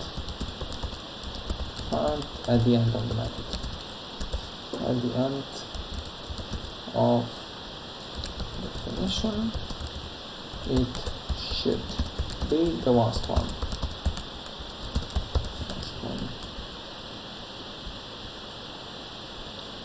Should be the last one.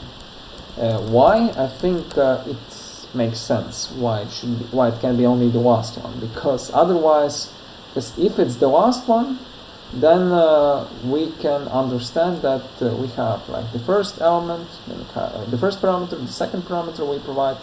That's fine, and after that, all the parameters which come after the parameters declared, like you have one parameter, another parameter, then let's say we have 3 parameters, for example, and then the fourth parameter is the var argument. Then when we call the method, let's say check array, then we understand that the first parameter is comparator, then the second parameter is whatever it is, the third, and then the third, and then all the parameters starting at fourth parameter belong to the var arguments.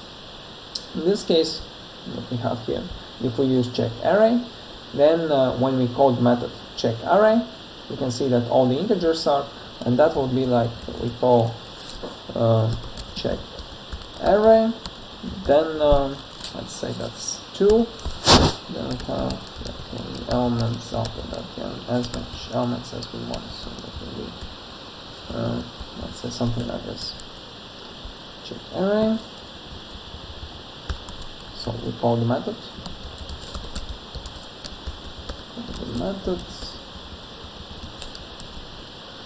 And what will be in this case? The compiler will understand that this parameter is comparator. So compiler understand that this is comparator, and then all these elements belong to numbers.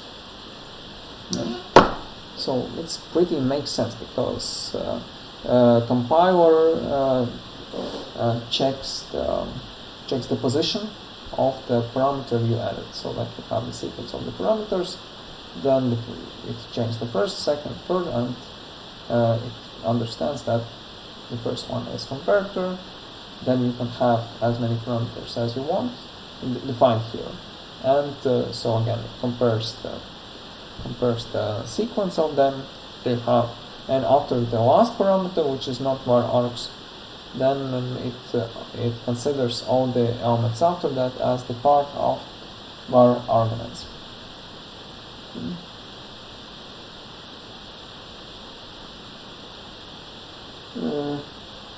Yeah, and that's why there can be only one, because only one var arguments, because otherwise if we have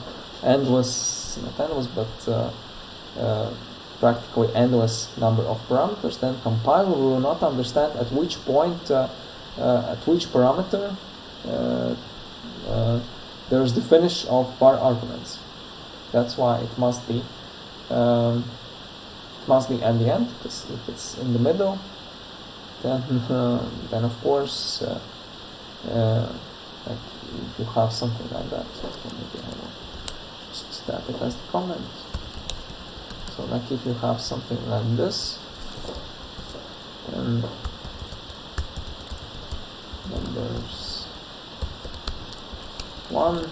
Then if you have something like this, then of course the compiler will not understand at which point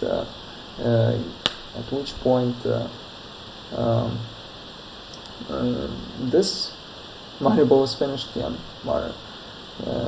then when it comes to comparator, and when it comes to the next parameters. So compiler cannot really understand, because you just pass the parameters. In this case, and that's why only one var is possible, and it must be at the end of the method definition. Right. So, do you have any questions about var arguments?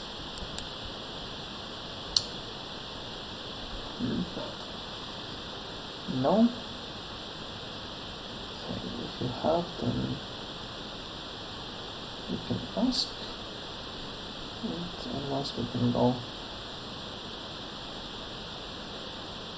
next. Okay, so this is about the arguments. Let's go back to some constructions of the abstraction elements we can use. So not yesterday, but last time I mentioned about inner classes. So this is one of the constructions which can be applied to the classes. So maybe I will. What will I do? I will just simply call inner. I will not just imagine any real examples, any from banks or employees or something like that. I will just simply point to the structure we can have. So that will be inner class example, just without any meaningful meaning. And so let's say that we have kind of element here. So that will be integer element. So let's assign some data to it. Maybe let's not assign, that's not so important. But what we can do, we can create one class inside another.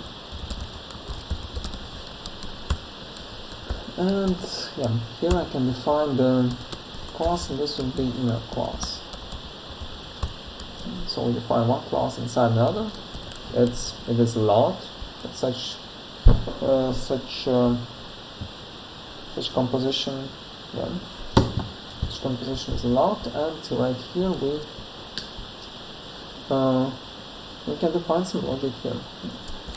So we can define the elements. In this case, you can define any construction here as we want. Like we can define the value here, same double value.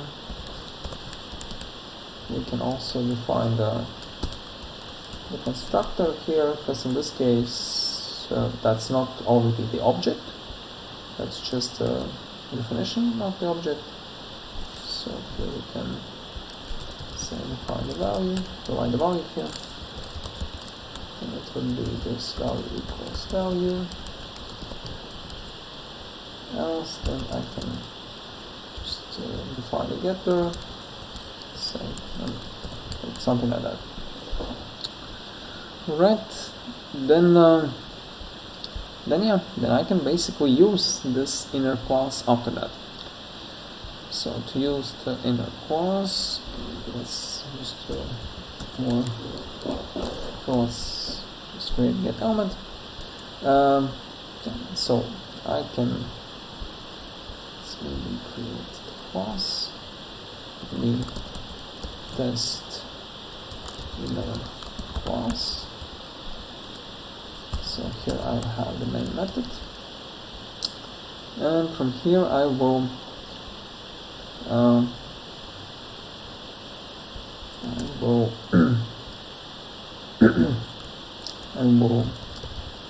create the class of outer class. Yeah. So in this case, this will be considered as outer class, and this is inner class.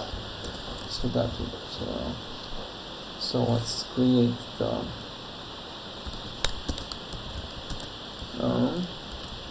comment. Why it's not visible? Also sample. That should be visible. External class. Okay, that's quite interesting. So we can do inner class, and here I will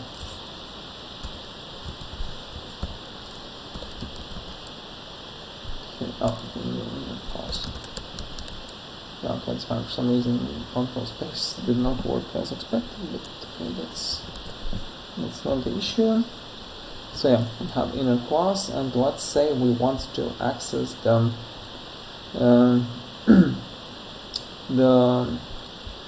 inner class, like this outer class. So directly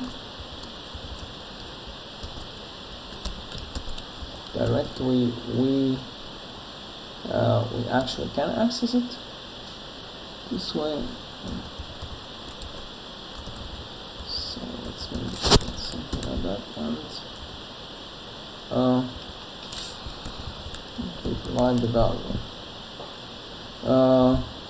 You can see that this cannot be resolved as the type, and same way if we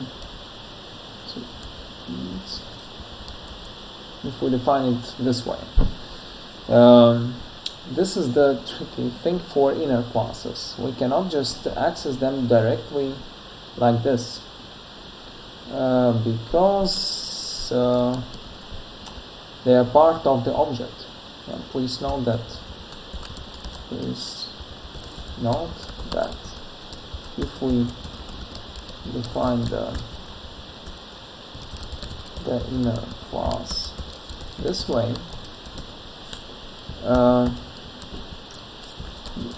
it is a part of the object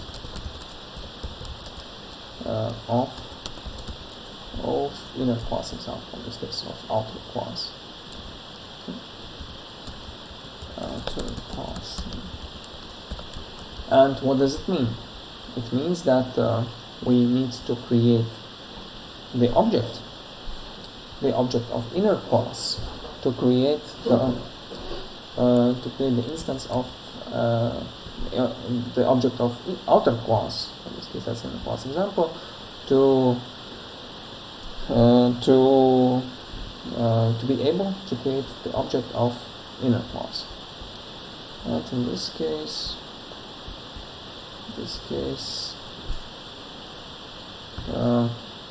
maybe I'll call it outer class just to make it more clear for you. The class with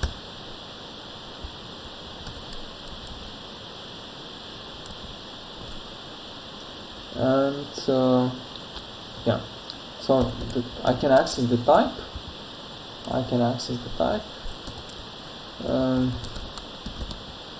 Just using the class name and then dot. But yeah, I cannot create it from here directly. To create it, I need to actually create it from the outer class, and right here I can type inner time. Type inner class, and here I can provide some value. Moments, I think that can also be done this way. No, it should provide the full name, I guess. So yeah. Okay, yeah, we need to import it here. In this case, that should be fine. Moments. Let me quickly check. No, we don't need to import it. I'm not sure why it is mentioned here. Okay, and so for now I can use this inner class. So that would be, say, I can maybe let's print value. Public void print value. So that would be that I print the value. And here I print the value. So this will be this value.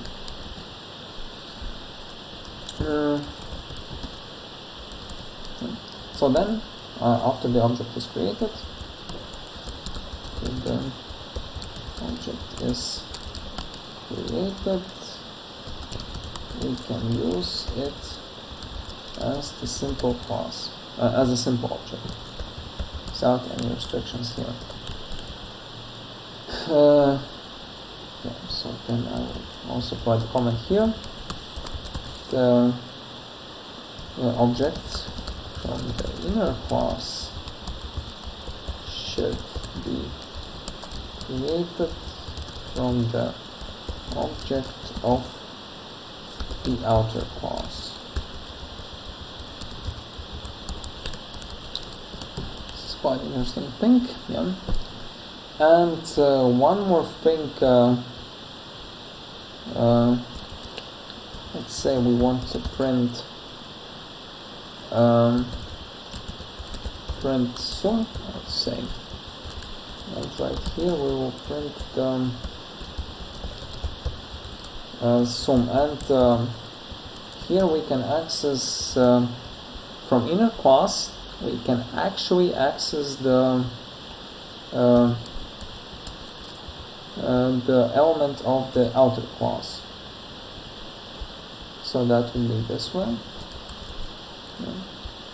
and this will be correct. From the inner class, so from the inner class, we can access the elements of the outer class. That's basically, it works the same way as it works for all the blocks. So please remember, if you are inside one large block, like in this case, and you have some blocks inside this large blocks, then you should always access the elements which are located outside, inside the large box. The same as for the loops. For example, as you remember, when we have the loops, and then we have the block of loop, starting of for block, ending of for block, then you can access the elements which are located outside this for block, right? And the same is here for the classes. From inner class, you can access the elements which are located in outer class. So you can access the elements this way, and the same way would be that you access the elements. I will print it inside them, so that should be inner class example. Then you should call this, and here we can access the element, and this will be the same as above. Then this will be the same as above. Because please remember that for this for current object you can use this. Regarding for the inner classes, to access the outer class you can use the class name, and then you can use this. So this is the way how you can access to the outer class of inner class. And so that would be this way, and if I run it, you can see that print value and also print sum. So looking at class print sum, and from right here I will print it, and I forgot to initialize the value, so I need to initialize it from outer class. That would be value. I cannot initialize it. Sorry.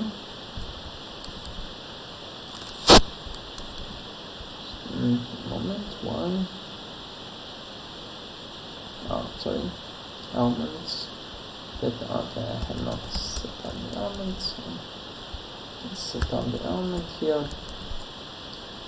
So that would be that I have the outer class, then I set element, I add 16, and then I should print the sum should be 28. Okay. That's correct. So basically this is the way how we can access the elements of the outer class from the inner class. So we provide the class name, then we point that this is the current element, and then we provide the element name. So this is for the classes, inner classes, like this.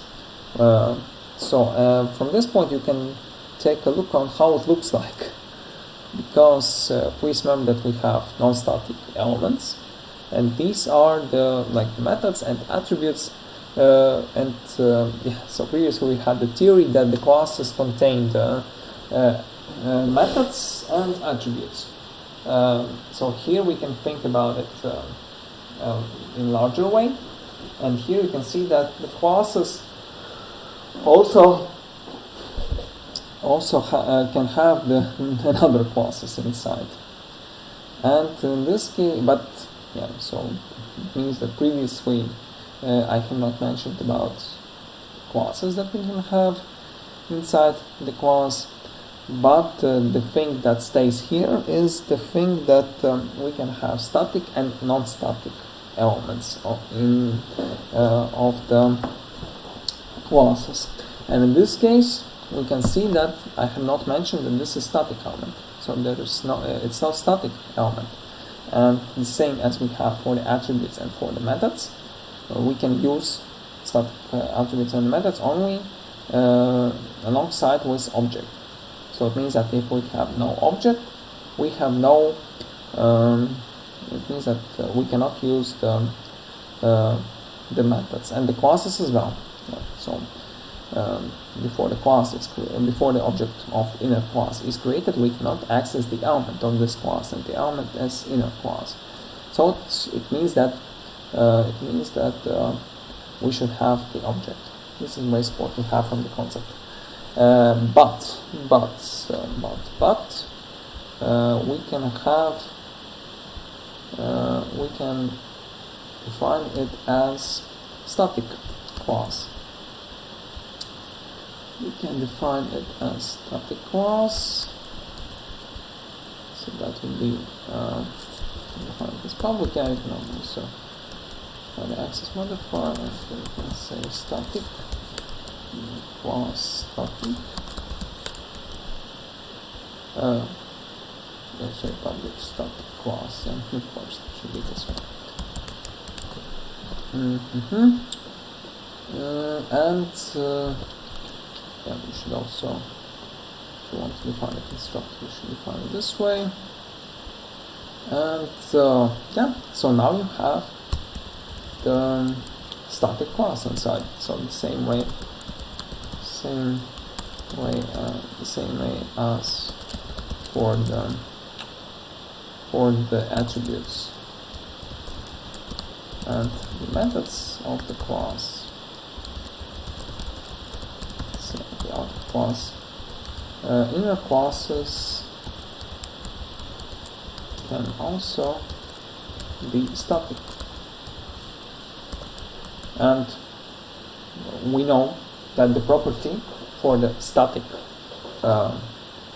elements are that they can be used without the objects, so you can access them directly from the class, so we don't need the object for them. So we don't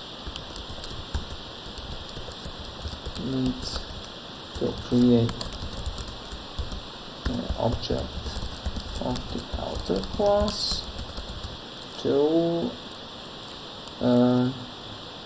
access them, to access or to use them. So in this case, and yeah, the problem, not the problem, but the thing is, so maybe I will comment this out and then so type comment since the class, yeah, let's say since the inner class is static, it does not have the outer object. Yeah. That's why we cannot use the elements, non-static elements from the outer class. So that's why this sum will not be here. I think I'll just skip this code. But all the other things will be the same. Yeah. So basically the only difference for static classes, again, the way you create them. So maybe let's create them. That would be yeah, I can access them this way. So I use dot and I use the class name, so that will be inner static class, I'll name it. And we can create them using just the name. We can use inner static, so that will be new inner static. Provide the value just here and so what's the problem here? Yeah, of course I need to comment. Yeah, I need to provide the type, of course. So let's do it. So I need to provide the type. I don't need to import it. And yeah, so here I can create the object of inner class without using the object of the outer class. Yeah, and here I can just use and then I can use this as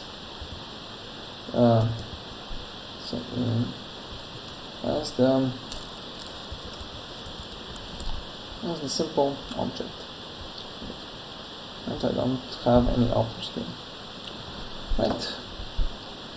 So yeah, this is what we have about outer classes. I think there are.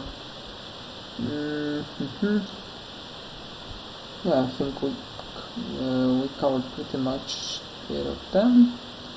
A moment, let me think. Maybe before next time I'll check if there's something more to add. But I think these are just general things about inner classes. So in case you have any questions You can ask about the home tasks. Please remember that till Friday, please finish extra O2. So please finish extra O2. And again, as usually, if you have any questions about it, you can ask me. So please ask, and yeah, thank you very much for your attention today, and meet you on Friday then. Bye.